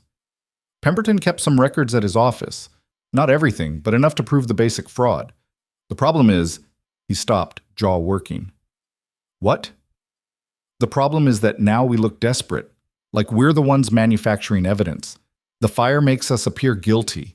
Even if we prove the arson was Vivian's doing, the damage is done. Elara's hands curled into fists. So she wins. Again. No. Rowan's voice was hard. She doesn't get to win. Not this time. Then what do we do? He looked at her with those winter gray eyes, and something shifted in his expression. We stop defending, start attacking. What does that mean? It means we go on the offensive. Stop trying to prove you're not mad and start proving she's a criminal. He stood, pacing. The fire bought her time, yes, but it also made her sloppy. She's panicking. People make mistakes when they panic. You keep saying that, but she hasn't made any mistakes yet. She killed your sister. Rowan stopped pacing. That's the mistake, because murders leave evidence, even old ones. We just have to find it. Elara felt a chill run through her. You want to exhume Catherine's body. Yes. That could take weeks, months. We'd need permission from... We don't have weeks. Rowan's voice was grim. But we have other options. Your sister, did she keep a diary, letters, anything Vivian might have overlooked? Elara tried to remember. Catherine had been impulsive, romantic, prone to dramatic gestures. She wrote poetry, kept journals, but Vivian would have destroyed them. Maybe. Or maybe she just locked them away. She's a hoarder, not a destroyer. Look at how she kept you around instead of just killing you outright. She likes having leverage, control. Rowan's eyes narrowed. Where would she keep sensitive documents? The estate. There's a locked room in the basement. Father used it for important papers. Vivian took it over after he died. Then that's where we start. You want to break into the estate? The place is probably crawling with her people. Which is why we don't break in. Rowan's smile was sharp. We walk in through the front door. The plan was insane. They would return to the estate under the pretense of collecting Elara's personal belongings, something Vivian couldn't legally refuse now that the marriage had been validated. While there, they'd search for anything that could prove Catherine's murder. She'll never allow it, Elara said. She doesn't have a choice. The court ruling gives you access to your property. If she refuses, it looks suspicious. And if we don't find anything, then we try something else. But we have to try this first. They left London that afternoon, taking a hired carriage instead of Rowan's burned one. The journey felt longer than Elara remembered, every mile dragging. She watched the countryside roll past and tried not to think about walking back into that house, that prison. You don't have to do this, Rowan said quietly. Yes, I do. I could go alone, search the place while you wait somewhere safe. She'd never let you in without me. Elara turned from the window. And besides, if there's evidence about Catherine, I need to be the one who finds it. Why? Because she was my sister. Because I failed her once by not seeing what was happening. I won't fail her again. Rowan studied her for a long moment. You're braver than you think. I'm terrified. That's what makes it brave. They arrived at the estate as dusk fell. The house looked the same, crumbling, isolated, wrapped in mist like something from a ghost story. Elara's hand shook as Rowan helped her down from the carriage. Mrs. Crenshaw answered the door, her face going slack with shock. Miss Whitmore, Lady Hale, what are you? We're here to collect my belongings, Elara said, voice steady despite her racing heart. As is my legal right. Is my stepmother at home? Yes, but... Then tell her we're here. Mrs. Crenshaw fled. Elara and Rowan stood in the entrance hall, surrounded by decay and memories. Everything looked smaller than Elara remembered, shabbier, like seeing a nightmare in daylight and realizing it was just a sad, broken thing. Vivienne appeared at the top of the stairs, elegant as ever despite the circumstances. Her smile was poison wrapped in silk. Elara, your grace, how unexpected. We sent word 2 days ago, Rowan said coolly. Ah, yes. It must have slipped my mind. I've been rather busy, you understand, recovering from the shock of false accusations. She descended the stairs with calculated grace. But of course, you're welcome to take whatever belongs to you, though I'm not sure what that would be, given that most of your possessions were sold to pay for your medical care. I want my sister's things, Elara said. Her journals. Her letters. Vivian's smile didn't waver, but something cold flickered in her eyes. Catherine's belongings were disposed of after her death. Painful memories, you understand. Then you won't mind if I look. Look all you like, darling. You won't find anything. Vivian turned to Mrs. Crenshaw. Show them to the attics. Let them dig through whatever dust and rubbish they please. It was too easy, too cooperative. Elara felt the trap closing but couldn't see where it was. They searched the attics for 2 hours, finding nothing but broken furniture and mouse droppings. Rowan worked methodically, checking every trunk and box, but it was clear they'd been cleaned out. No journals, no letters, nothing personal at all. She scrubbed it, Rowan said quietly. Knew we'd come looking. Elara's frustration built like pressure in her chest. Then what do we do? We keep looking. She's arrogant. Arrogant people get sloppy. They moved to the ground floor, searching room by room. Vivian watched from the drawing room, sipping wine and pretending disinterest. But Elara could feel her attention tracking them like a predator watching prey. Finally, they reached the locked room in the basement. I don't have the key, Mrs. Crenshaw said when Elara asked. Lady Whitmore keeps it on her person. Of course she does. Rowan examined the lock. Old mechanism. I can pick it, but it'll take time. Do it, Elara said. They sent Mrs. Crenshaw away and Rowan went to work. The lock was stubborn, fighting him. Elara stood guard, listening for footsteps. 5 minutes passed. 10. Got it, Rowan said finally. The door swung open, revealing a cramped space lined with filing cabinets and storage boxes. The air smelled of mildew and old paper. They lit a lantern and began searching. Most of the files were mundane, property deeds, tax records, correspondence. But then Elara found a small wooden box tucked behind a ledger. Locked, like everything else in Vivian's world. Here, she said. Rowan forced the lock with a letter opener. Inside were letters, dozens of them, tied with faded ribbon. Elara recognized Catherine's handwriting immediately. Her hand shook as she untied the ribbon and began reading. The letters were to a man named Thomas, a stable hand, just as Vivian had said. Catherine had been in love with him, planning to elope. The letters were full of hope and fear and desperate longing. And then, in the last letter, dated a week before Catherine's death, Vivian knows. She found us together and threatened to destroy Thomas if I don't end this. She says she'll accuse him of theft, have him transported, or worse. I don't know what to do. I can't let her hurt him, but I can't imagine a life without him either. Tomorrow, I'm supposed to have tea with her to discuss my future. I'm so afraid. The letter ended there, unsigned, unfinished. Elara's vision blurred. She knew Vivian was dangerous, and she went anyway. Rowan was reading over her shoulder. This proves motive, and combined with the timing of her death, it's still not enough, Elara's voice broke. It's just letters. Vivian will say they prove nothing. Maybe not on their own, but look at this. Rowan pulled out another document, a receipt from an apothecary. For arsenic, purchased by Vivian 2 weeks before Catherine's death. The stated purpose, rats in the kitchen. There, Rowan said grimly. That's our proof.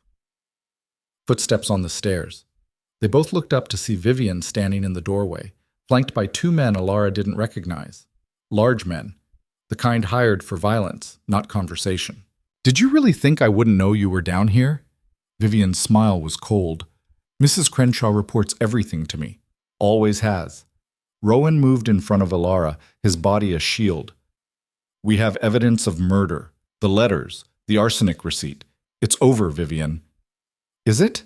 Vivian stepped into the room. Those letters prove Catherine was having an affair. Scandalous, yes, but hardly criminal. The arsenic was for rats, exactly as the receipt states. You have nothing that will hold up in court. We have enough to force an investigation, an exhumation, which will take months. And in the meantime, I'll have you both arrested for breaking and entering." She nodded to the men. "These gentlemen are magistrates' deputies. I summoned them the moment you arrived. They've been watching this little burglary from the start." Elara's heart sank. Another trap. Another move Vivian had anticipated. "You broke into your own basement?"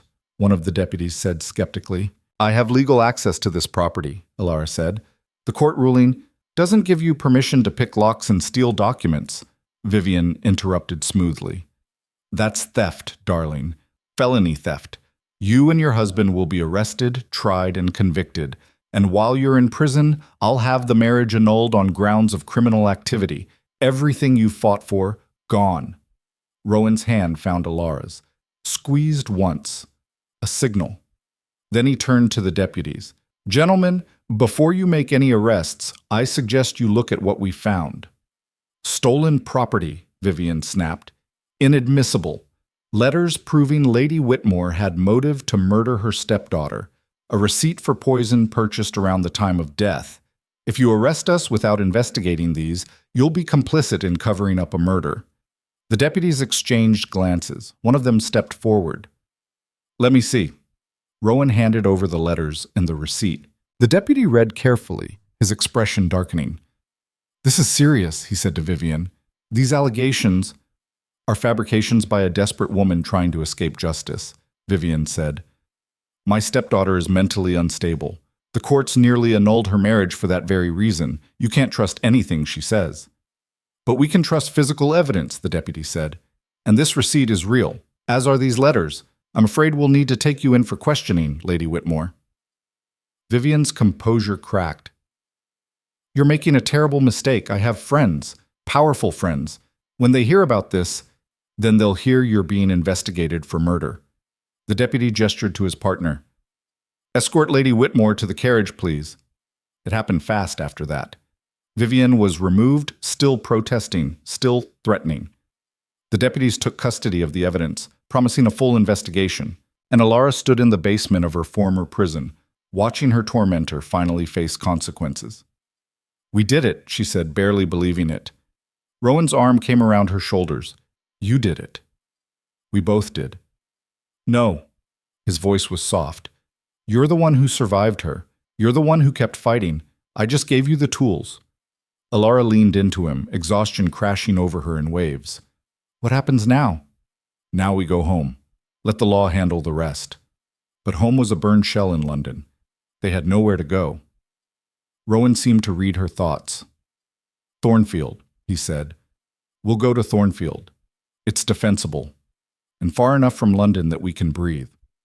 They left the estate that night, taking nothing but the clothes on their backs and the memory of Vivian's face as she was led away.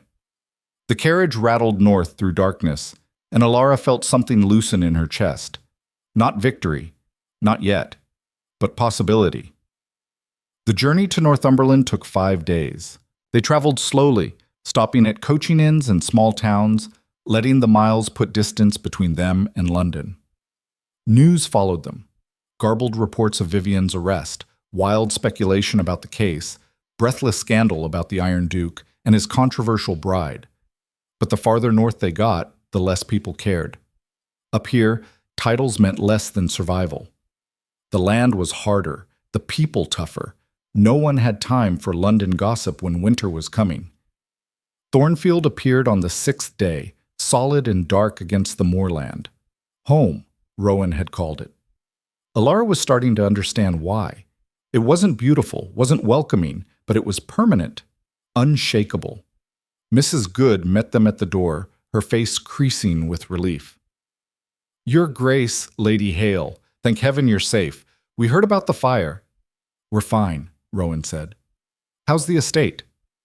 "Running smoothly, sir, though we've had some visitors." "What kind of visitors?" "Journalists, mostly.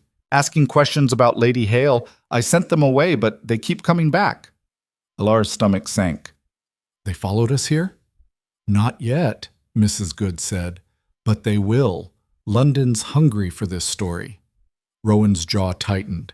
"Then we don't give them anything to feed on. No interviews, no comments. If anyone asks, we're not at home." They settled into Thornfield like refugees from a war. The house wrapped around them, cold and austere, but safe. Elara claimed the Duchess's suite again, no longer feeling like an intruder. Rowan buried himself in estate business, managing tenants and repairs, and the 1,000 small crises of running a northern property. For a week, they existed in strange limbo, waiting for news, waiting for the investigation, waiting for the other shoe to drop. Then Pemberton arrived from London with updates. They met in the study, rain lashing the windows. Pemberton looked haggard, like he'd aged a decade in a month. "They've exhumed Catherine's body," he said, without preamble. "The coroner found traces of arsenic in the remains, enough to confirm poisoning." Elara's breath caught. "So they can prove, combined with the letters and the receipt, yes. The magistrate has formally charged Lady Whitmore with murder." Pemberton pulled out a document. "She's being held without bail pending trial." "When?" Rowan asked. 3 months. They want time to build the case properly, interview witnesses, establish timeline." Pemberton looked at Elara. "You'll need to testify, Lady Hale, about your own imprisonment, about what Vivian told you the night of the Grosvenor meeting." Elara nodded. "I'll do it. It won't be easy. Ashford is still representing her. He'll try to discredit you, claim you're mentally unstable, that your testimony is unreliable." "Let him try," Elara said. "I survived 2 years of Vivian. I can survive Marcus Ashford." Pemberton smiled, thin and tired. "I believe you can. But there's something else you should know. The newspapers, they're starting to turn." "Turn?" Rowan frowned. "Public opinion. The fire made people suspicious, yes, but the murder charges changed the narrative. Now you're not the scandalous duke and the mad heiress. You're the man who saved a woman from a killer. She's not a victim of manipulation. She's a survivor of abuse. The story's changing." Elara felt something shift in her chest. Not quite hope, but close. "People believe me?" "Some do. More every day as the evidence comes out. There are editorials calling for justice, petitions demanding Vivian face the full weight of the law." Pemberton hesitated. "You're becoming, well, something of a symbol." "Of what?" "Resilience, survival, women fighting back against those who've wronged them." He shrugged. "It's making the establishment uncomfortable, but it's also making people listen." After Pemberton left, Elara stood at the study window watching the rain. Rowan joined her, silent as always. "A symbol," she said. "I don't want to be a symbol." "Too late. You already are." "I just wanted my life back. And you got it. This is what that looks like." Rowan's voice was quiet. "Fighting back has consequences. Not all of them comfortable." Elara turned to face him. "Do you regret it? Marrying me? All of this?" He looked at her for a long moment, something unreadable in his expression. "No. I regret that it had to happen at all, that someone like Vivian exists that you had to suffer, but marrying you?" He shook his head. "That's the one thing I don't regret." "Why?" "Because you remind me that survival is possible, that people can claw their way out of hell and come back stronger." His voice roughened. "I needed to remember that." Elara felt tears prick her eyes. "I'm not strong. I'm terrified all the time." "That's what makes you strong." They stood in silence, watching the storm. Outside, the moors stretched wild and empty. Inside, the fire crackled in the hearth, warm and alive. Slowly, carefully, Elara reached for Rowan's hand. He let her take it, his fingers closing around hers with surprising gentleness. "Thank you," she said. "For everything." "Stop thanking me. We're not done yet." "I know, but still." The weeks that followed brought slow, grinding progress. Vivian's trial date was set. Witnesses were interviewed. The case against her built piece by piece, damning layer upon damning layer. And in Northumberland, Elara began to heal. It wasn't linear. Some days she woke up screaming, trapped in nightmares of locked doors and drugged tea. Some days she couldn't eat, her stomach rebelling against the memory of starvation. Some days she couldn't leave her room, paralyzed by the fear that Vivian would somehow reach through the miles and drag her back. But other days, she walked the moors with Rowan. feeling wind and sun on her face and remembering what freedom tasted like. She helped Mrs. Good with household accounts, relearning skills she'd lost during her imprisonment. She read books from Rowan's library, hungry for knowledge, for stories, for proof that the world was bigger than her trauma, and slowly, painfully, unevenly, she started to feel like a person again instead of a ghost. One morning, 2 months after Vivian's arrest, Elara woke to find Rowan already gone from breakfast. She found him in the study, staring at a letter with an expression she couldn't read. "What is it?" she asked. He handed her the letter. It was from Lady Thornton, the barrister who'd defended them in court. "Your Grace, I write with news that may interest you. Following the publicity around Lady Whitmore's case, I have been contacted by 7 other women, all claiming similar experiences of being declared mad by family members seeking to control their inheritances or silence their voices. They're asking if I would consider representing them in court. I am willing, but such cases are expensive and these women have few resources.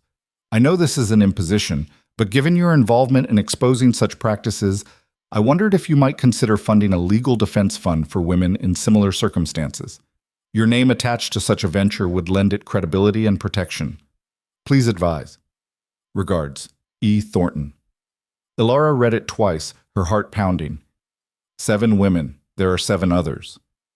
"At least," Rowan said. "Probably more who haven't come forward. We have to help them." "That's what I thought you'd say." He pulled out a ledger. "I've been looking at the numbers.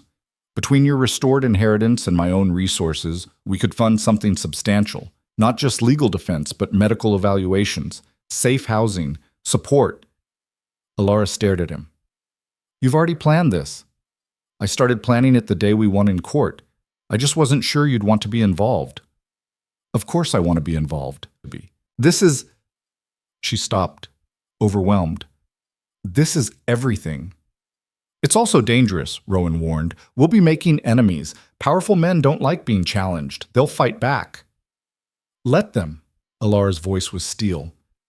"I'm done being afraid of powerful men." Rowan smiled, a real smile, rare and genuine. "Then we're doing this." "Yes, we are." They drafted a response to Thornton that very day. By week's end, they'd established the foundation. By month's end, they'd secured funding and begun taking cases. The response was immediate and overwhelming. Letters poured in, not just from women seeking help, but from supporters, donors, people who'd read about Elara's case and wanted to contribute. The newspapers, which had once branded her mad, now called her brave, a champion, a reformer. It was terrifying and exhilarating and exhausting all at once, but it was also purpose, direction, a reason to keep fighting. The trial began in late autumn, 3 months to the day after Vivian's arrest. Elara and Rowan traveled back to London, staying in a hotel since the townhouse was still being rebuilt. The city felt different now, less hostile, more curious. People recognized Elara on the street, some with sympathy, others with outright admiration. The courtroom was packed. Every seat filled, people standing in the aisles, journalists scribbling notes. This wasn't just a murder trial anymore. It was a referendum on justice, on whether women's voices mattered, on whether the powerful could be held accountable.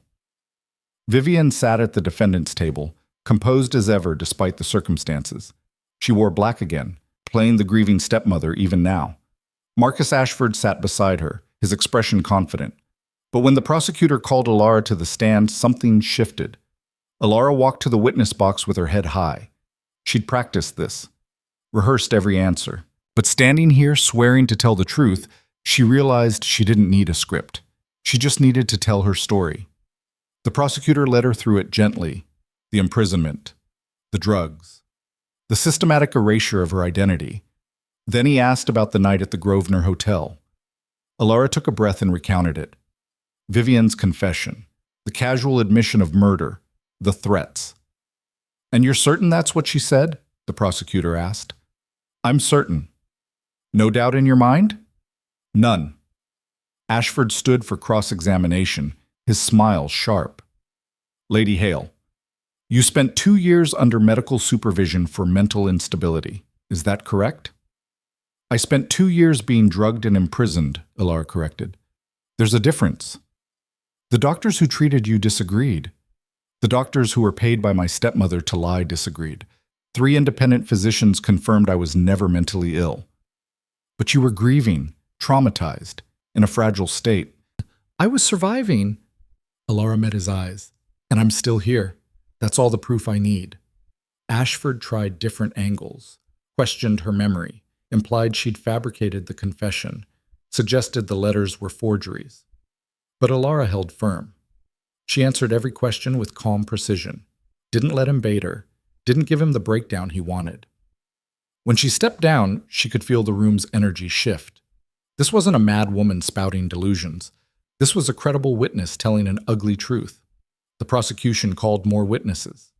The apothecary who'd sold Vivian the arsenic, the coroner who'd confirmed poisoning, staff from the estate who testified to Elara's imprisonment. By the end of the second week, the case against Vivian was damning. But then Vivian took the stand. She was magnificent, poised, tearful, convincing. She painted herself as a devoted stepmother driven to desperate measures by a stepdaughter's instability. She claimed the arsenic was for rats. The letters were Catherine's fantasies. Elara's imprisonment was medical necessity. She even cried when describing Catherine's death, dabbing her eyes with a lace handkerchief. I loved that girl like my own daughter, she said, voice breaking. Her loss devastated me. To be accused of harming her, it's unspeakable. Elara watched from the gallery, rage building in her chest. This woman had murdered her sister, imprisoned her, stolen everything she had, and now she was crying crocodile tears for a jury's sympathy. But then the prosecutor stood for cross-examination. Lady Whitmore, you claim to have loved your stepdaughters, yet you locked one in a room for 2 years. Can you explain that discrepancy? Elara was unwell. The doctors recommended isolation. Doctors you paid, who had financial incentive to support your narrative. I did what I thought was best. You did what was profitable. The prosecutor pulled out the financial records, the ones Pemberton had saved before the fire. You borrowed against Lady Elara's inheritance, transferred funds to your own accounts. That's not love, Lady Whitmore. That's theft. Vivian's composure wavered. I was managing the estate. You were embezzling. And when Lady Elara married His Grace, you tried to have the marriage annulled to maintain control of her assets. That's motive, Lady Whitmore. Clear, financial motive. I wanted to protect her. You wanted to protect yourself. And when Catherine threatened to elope and escape your control, you poisoned her. No! Vivian's voice rose, cracking. That's a lie. I never... You purchased arsenic 2 weeks before her death. For rats! Convenient. And the fact that Catherine died right after threatening to leave? Also convenient? Vivian's mask was slipping. Elara could see it. The fury beneath the grief, the calculation beneath the tears. You don't understand, Vivian said, voice shaking. They were going to ruin everything. Catherine with her stable hand, Elara with her questions. I built this life, I earned it, and they were going to destroy it with their selfishness. She stopped. Too late. The confession hung in the air. The courtroom erupted. The judge called for order. Ashford tried to walk it back, claimed Vivian was confused, emotional, but the damage was done. The jury deliberated for 3 hours. When they returned, their verdict was unanimous. Guilty. Guilty of murdering Catherine Whitmore. Guilty of fraud. Guilty of unlawful imprisonment. The judge sentenced her to hang. Elara sat in the gallery and watched Vivian be led away in chains, still protesting, still claiming innocence. But her voice was drowned out by the roar of the crowd, by people shouting justice. Finally, finally, justice. Rowan's hand found hers. It's over, he said quietly. Elara nodded, unable to speak. 2 years of hell, months of fighting, and it was finally, actually over. They left the courthouse together, pushing through crowds of well-wishers and journalists. Someone thrust a newspaper at Elara, the evening edition, already printed. Justice for the Whitmore sisters. Stepmother, convicted of murder. Lady Hale's courage inspires dozens to come forward. Elara stared at the headline, at her own name, at the word courage. You all right? Rowan asked. I don't know. She folded the paper carefully. Ask me tomorrow. They returned to the hotel and Elara collapsed on the bed, exhaustion crushing down on her. She'd won. Vivian would hang. Justice had been served. So why did she feel so hollow? Rowan sat beside her, not touching, just present. What happens now? Elara asked. Now you decide. The foundation is running. Vivian's finished. Your inheritance is restored. He paused. You're free, Elara. Actually free. For the first time in years. Free. The word should have been joyful. Instead, it felt terrifying. I don't know how to be free, she admitted. Neither did I. When the war ended and I came home, I didn't know what to do with peace. It felt wrong, like I should still be fighting. Does it get easier? Eventually, you figure out what peace looks like for you. Build something new. He looked at her.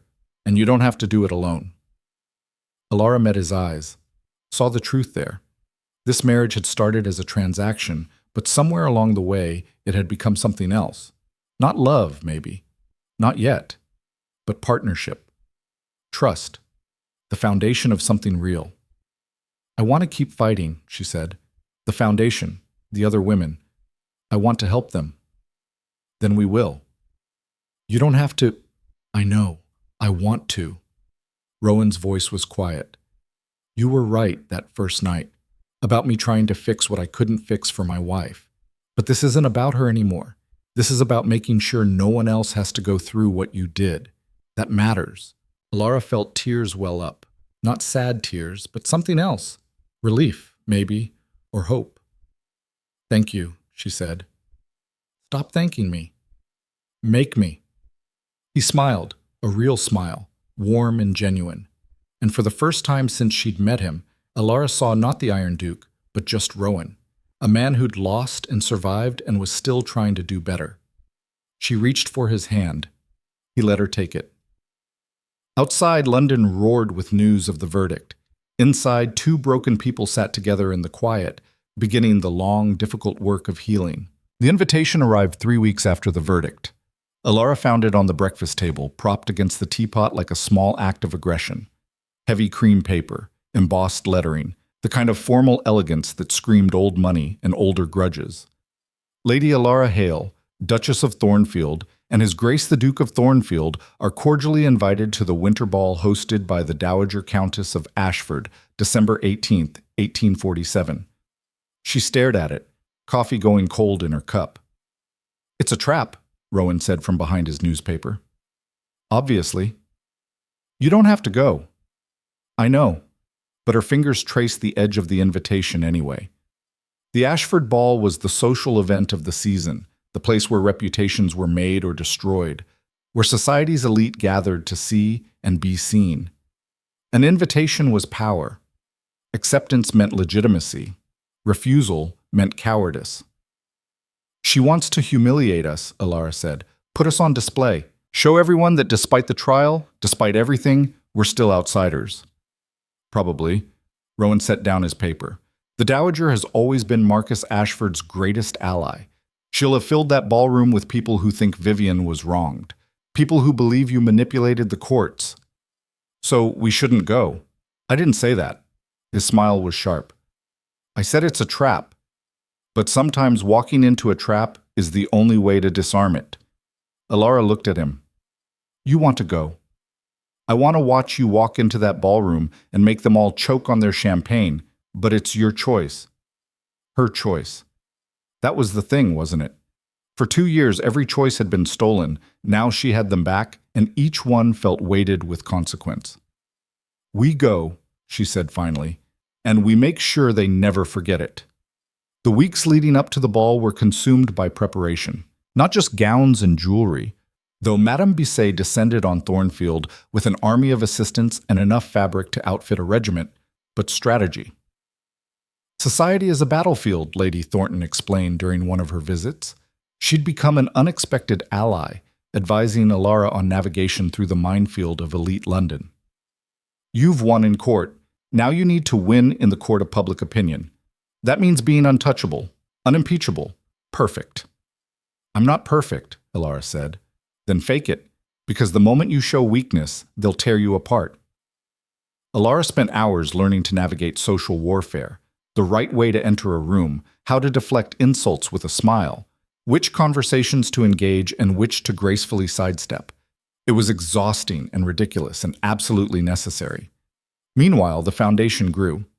Letters arrived daily from women seeking help, some from London, others from as far as Scotland and Wales. Each story was a variation on the same theme.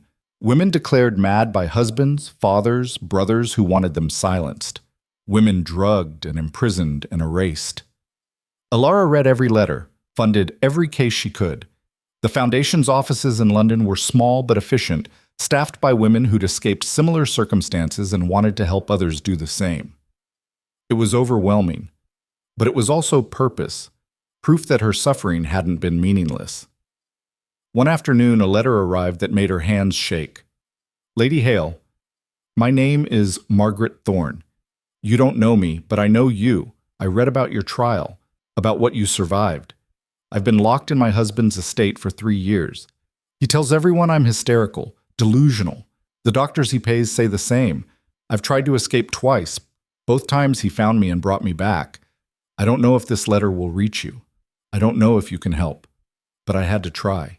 Because you're proof that escape is possible, that someone might listen. Please, I'm running out of time. The letter included an address. Elara showed it to Rowan that evening. Yorkshire, he said, studying the location. Isolated, probably heavily staffed, getting her out won't be easy. But we can do it? We can try. He looked at her. But it's risky. If we're caught, it could undermine everything the Foundation has built. Make us look like criminals. And if we do nothing, she dies in that house. Elara's voice was steady. We have to at least try. They left for Yorkshire 2 days later, bringing Thornton and 2 former soldiers from Rowan's regiment. The plan was simple. Arrive under pretense of legal consultation, assess the situation, and extract Margaret if possible. The Thorne estate was exactly what Elara had feared. A fortress disguised as a country house. High walls, locked gates, servants who moved like guards. They were met by Mr. Thorne himself, a florid man in his 50s with the entitled bearing of someone who'd never been told no. Lady Hale, Your Grace, I'm afraid you've wasted a trip. My wife is in no condition to receive visitors. We're not here to visit, Thornton said smoothly. We're here to conduct a medical evaluation as part of an ongoing investigation into reported cases of unlawful confinement. Thorne's face went purple. This is outrageous. I have legal guardianship, which we're here to verify. Now, we can do this cooperatively, or we can return with a court order and constables. Your choice. The threat worked. Thorne led them upstairs, muttering about overreach and hysteria, to a locked room at the end of the hall. Inside, Margaret Thorne sat by a window, thin and hollow-eyed. She looked up when they entered, and Elara saw the same trapped desperation she'd felt in her own prison. Mrs. Thorne? Elara said gently. We're here to help. Can you tell us what's been happening? Margaret's story poured out in broken fragments. The isolation, the drugs, the systematic destruction of her credibility. It was Elara's story. It was every woman's story. Thornton took copious notes while Rowan's men searched the room, finding bottles of laudanum and sedatives hidden in drawers. This is medical treatment, Thorne blustered, prescribed by physicians. Physicians you pay, Thornton interrupted.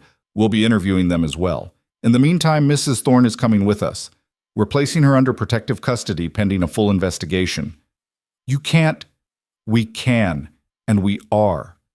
Rowan's voice was cold iron. If you try to stop us, I'll have you arrested for unlawful imprisonment. Your choice. They left with Margaret wrapped in a borrowed cloak, shaking but free. Thorne shouted threats from the doorway, but they were empty noise. He was outnumbered and outmaneuvered. In the carriage, Margaret wept. I thought no one would come. I thought I'd die there. You're not dying anywhere, Elara said, holding her hand. You're safe now. We'll make sure of it. It was the first extraction, but not the last. Over the following weeks, the Foundation liberated 4 more women from similar situations. Each rescue was a risk. Each one stretched their resources and their legal protections. But each one mattered. The scandal grew. Newspapers ran stories about the epidemic of false imprisonment. Parliament began discussing reforms. The foundation became a symbol of resistance against a system that had failed women for generations. And through it all, the date of the Ashford Ball drew closer. The night of the ball arrived cold and clear, London glittering under a frost-bright moon. Elara stood in front of her mirror while her lady's maid made final adjustments to her gown. Madame Bisset had outdone herself. The dress was midnight blue silk that caught the light like water, cut to emphasize Elara's frame without revealing too much. Elegant, powerful. The kind of gown that said, "I belong here whether you like it or not." "You look like a duchess," the maid said approvingly. "I am a duchess," Elara replied, but her hand still shook as she fastened her mother's pearls around her neck. Rowan was waiting downstairs, devastating in formal black. He looked her over with an appraising eye. "You'll do," he said. "Just do? You'll stop traffic. Happy?" "Getting there." She took the arm he offered. "Ready for battle?" "Always." The Ashford townhouse blazed with light, music spilling into the street, carriages lined up to disgorge guests, lords and ladies in their finest dripping jewels and entitlement. Elara felt their stares as she stepped down, heard the whispers start immediately. "That's her, the one from the trial. I heard she was mad. Look at her, bold as brass. With the Iron Duke. Can you imagine?" Elara kept her chin up and her expression neutral as they climbed the steps. Rowan's hand was steady on her elbow, grounding her. The entrance hall was packed. Chandeliers sparkled overhead, reflecting off polished marble and gilded frames. The Dowager Countess of Ashford stood receiving guests, a brittle woman in her 70s with ice in her veins. "Your Grace," she said to Rowan, her smile thin, "and Lady Hale, how unexpected." "You invited us," Elara said pleasantly. "So I did. I do hope you'll enjoy the evening." The words were polite. The subtext was clear. "I dare you to survive this." They moved into the ballroom and Elara felt the weight of every gaze.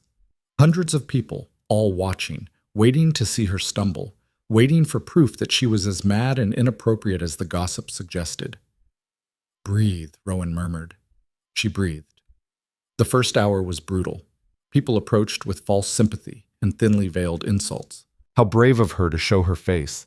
How difficult it must be, adjusting to society after such an ordeal. Wasn't she worried people would think her unstable? Elara deflected each barb with practiced grace, using the techniques Thornton had taught her. Smile. Redirect. Never let them see blood. Then Marcus Ashford himself approached, his brother the Lord trailing behind. "Lady Hale," Marcus said, his smile sharp. "Quite the entrance, though I suppose you're used to making spectacles of yourself." "Mr. Ashford, I'd say it's a pleasure, but we both know that would be a lie." His eyes narrowed. "You may have won in court, but that doesn't make you respectable. Half the people here think you're a fraud who manipulated a grieving man. And the other half think I'm a survivor who exposed a murderer," Elara said evenly. "I can live with those odds." "Can you? Because from where I stand, you're dancing on very thin ice. One misstep, one scandal, and you'll be right back where you started, locked away and forgotten." "Is that a threat?" "It's a reminder. Society has a long memory, and we don't forget those who upset the natural order."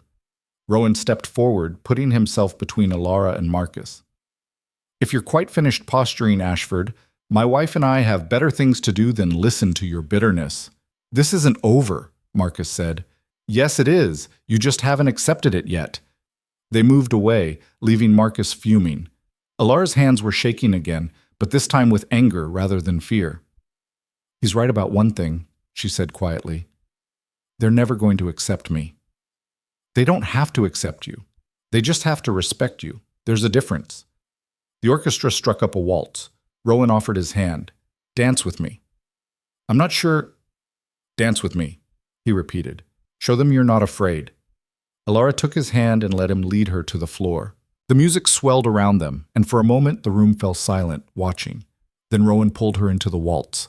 He was a better dancer than she'd expected, smooth, confident, leading her through the steps with practiced ease. Elara focused on following, on not tripping over her own feet, on ignoring the hundreds of eyes tracking their every move. You're doing fine, Rowan said softly. I feel like I'm going to vomit. Try not to. It would ruin the effect. She laughed despite herself and felt some of the tension ease. They turned through the dance and gradually other couples joined them on the floor. The spectacle lost its edge. They were just another pair among many. But then the music ended and reality crashed back. A woman approached, middle-aged, expensively dressed, with the kind of pinched expression that suggested chronic dissatisfaction. Lady Hale, I'm Lady Pemberton. I wanted to speak with you about your foundation. Elara braced for criticism. Yes? My daughter was in a situation similar to yours, married to a man who claimed she was hysterical, had her committed to an asylum. Lady Pemberton's voice was tight with suppressed emotion. She died there 6 months ago. They said it was natural causes, but I never believed it. Elara's throat tightened. I'm so sorry. I wanted you to know that what you're doing, the foundation, the advocacy, it matters. It's too late for my daughter, but maybe it's not too late for others. She pressed a card into Elara's hand. If you need support, financial or otherwise, contact me. I want to help. She walked away before Elara could respond, leaving Elara staring at the card with tears burning her eyes. More people approached after that, not all of them supportive. Some were openly hostile, accusing her of encouraging women to abandon their duties. But others were grateful, told stories of sisters, daughters, friends who'd been silenced and lost. Each conversation was a reminder that this was bigger than her, bigger than Vivian. This was a fight that had been happening in the shadows for generations, and she'd just turned a light on it. By midnight, Elara was exhausted but exhilarated. They'd survived. More than survived. They'd made an impact. She found Rowan on a balcony, escaping the crowd. He handed her a glass of champagne. You did well, he said. I didn't fall apart. That's something. It's more than something. You faced down the people who would have buried you, and you didn't flinch. That's extraordinary. Elara looked out over the glittering city. Do you think it'll be enough? The foundation, the advocacy? Do you think it'll actually change anything? I think you already have. The women you've helped, they're free because of you. That's change. But there are so many more, hundreds, thousands probably. So we keep fighting. We build the foundation bigger, hire more lawyers, open more safe houses. We don't stop until the system has no choice but to change. That could take years. Good thing we're both stubborn. They stood in comfortable silence, watching London sprawl beneath them. Somewhere in that city, women were locked away, drugged, silenced. But somewhere else, women were escaping, finding help, fighting back. It wasn't enough, but it was a start. The attack came 2 weeks later. Elara was at the foundation offices, reviewing case files with Thornton when a brick crashed through the window. Glass exploded across the desk. A note wrapped around the brick. Stop or be stop. Thornton pulled Elara away from the window as more bricks followed, shattering glass and splintering wood. Shouts from outside, men's voices, angry and violent. Upstairs, Thornton commanded. Now! They barricaded themselves in the upper office while the mob raged below. Elara could hear them shouting about unnatural women, about destroying the family, about putting them back in their place. Who are they? Elara asked, her voice shaking. Husbands, probably. Brothers. Men who don't want their control challenged. Thornton was already writing messages, sending clerks for help. They're scared, and scared men are dangerous. The mob lasted an hour before constables arrived and dispersed them. By then, the ground floor was destroyed, windows smashed, furniture broken, files scattered and torn. Elara stood in the wreckage, numb. This is my fault, she said. I pushed too hard, made too much noise. No, Thornton's voice was steel. This is their fault for trying to silence you. Don't you dare take responsibility for their violence. But the damage was done. The next day, editorials appeared condemning the foundation as a threat to social order. Petitions circulated demanding its closure. Donors withdrew support, frightened by the backlash. Rowan found Elara in the library at Thornfield, staring at the accounts. We're going to lose it, she said. The foundation. We don't have enough funding to rebuild and maintain operations, not without the donors who've pulled out. Then we find new donors. Where? Everyone's terrified of association. Even Lady Pemberton sent her regrets. Rowan sat beside her. Do you want to stop? No? Then we don't. We use my money, my estates. I'll sell properties if I have to. You can't. I can do whatever I want with my own assets, and I want to use them for this. His voice was firm. We're not giving up because some cowards threw bricks. We're bigger than that.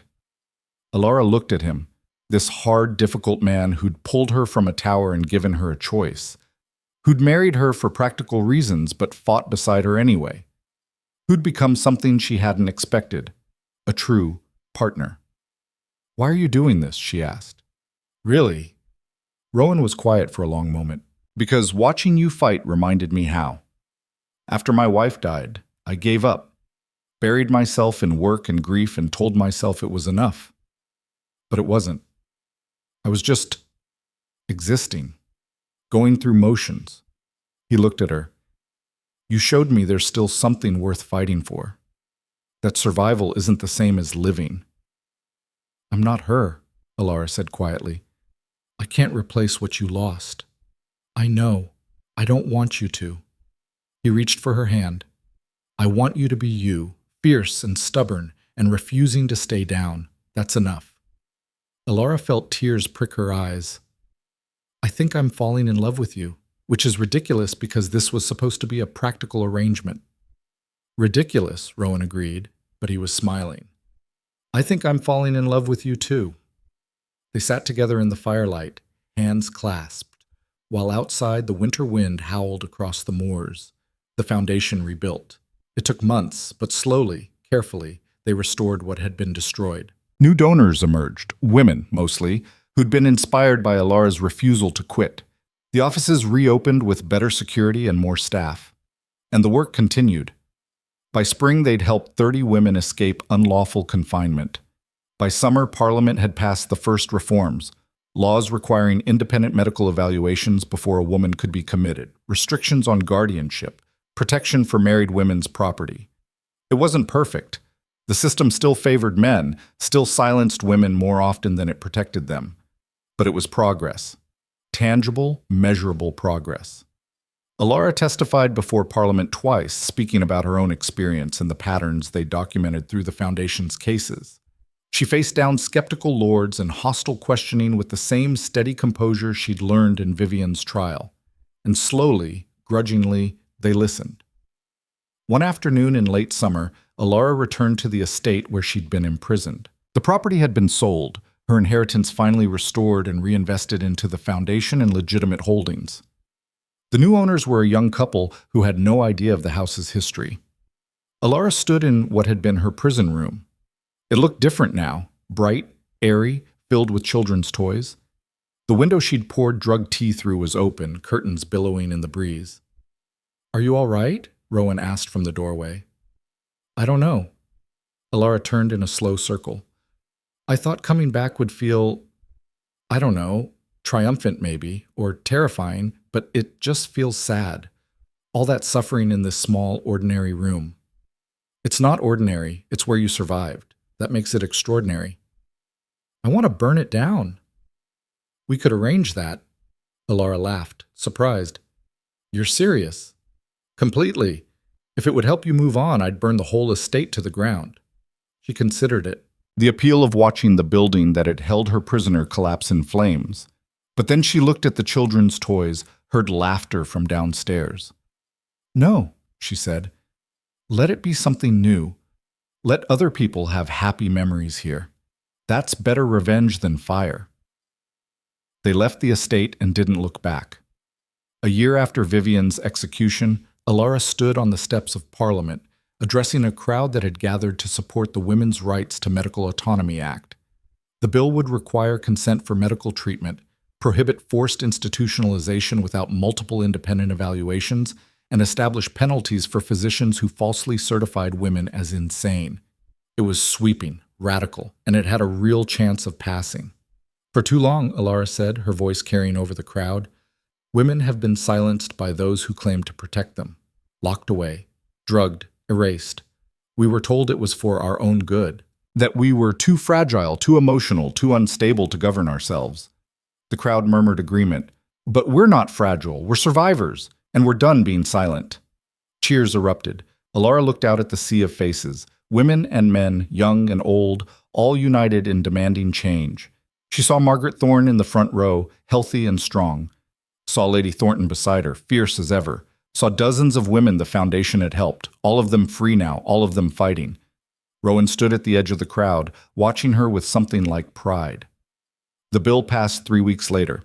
Not unanimously. There was fierce opposition, dire warnings about the collapse of social order.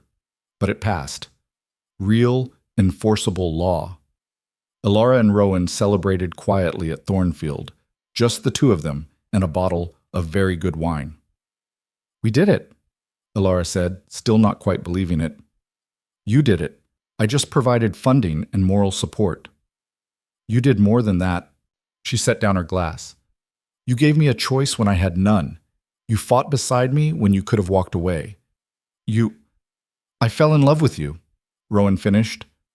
"Somewhere between the courthouse and the foundation offices and all those late nights planning strategy, I fell completely, stupidly in love with you." Elara felt her breath catch. "That's not stupid, isn't it?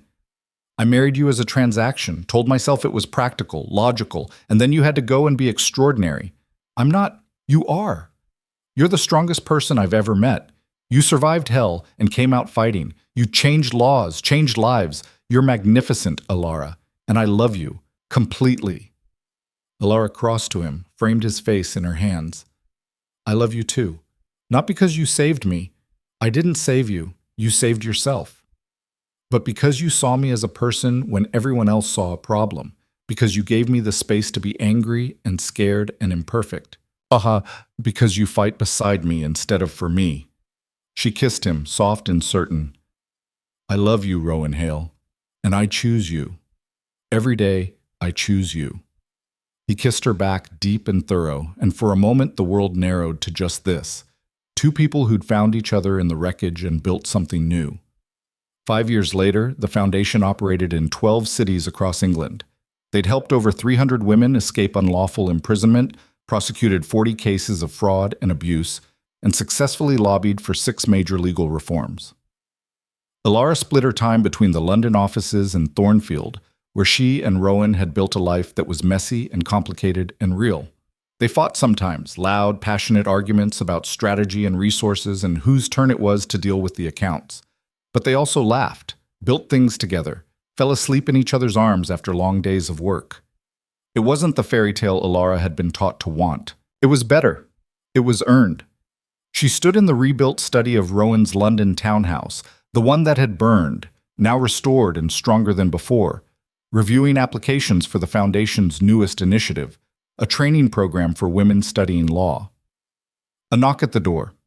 One of the younger staff members entered, looking nervous. "Lady Hale? There's a woman here to see you. She says you saved her sister." Elara set down her pen. "Show her in."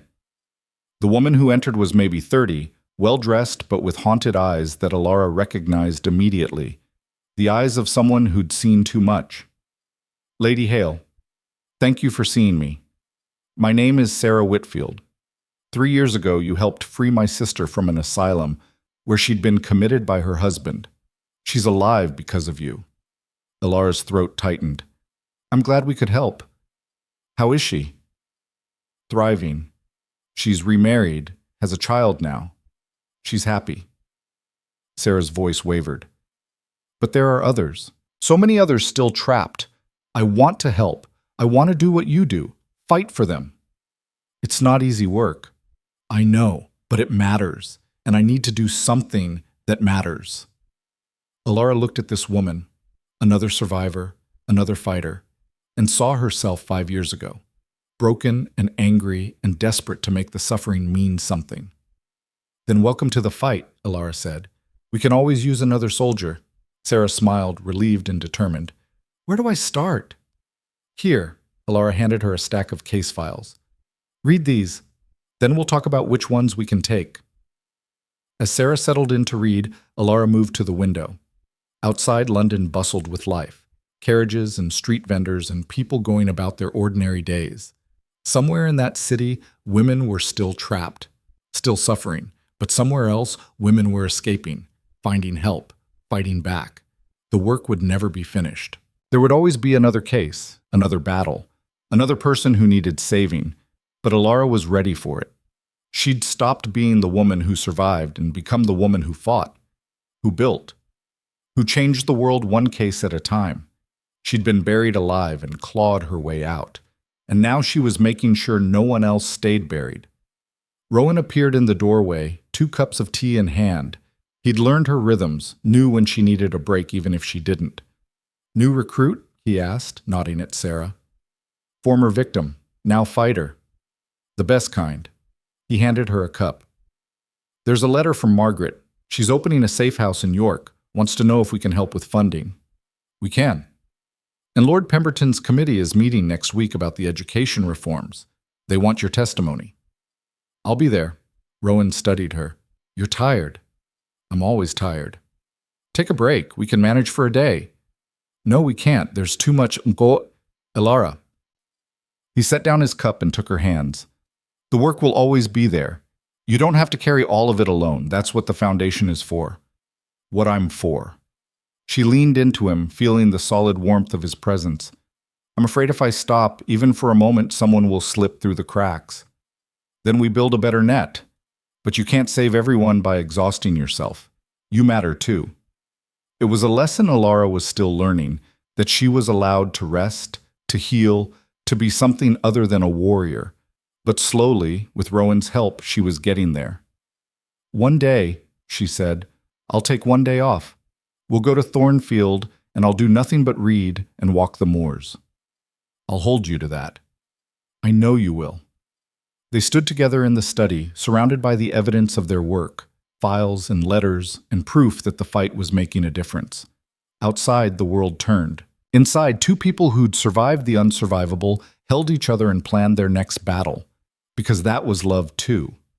Not just the soft moments, but the hard work of building something that lasted. The choice to keep choosing each other, day after day, fight after fight.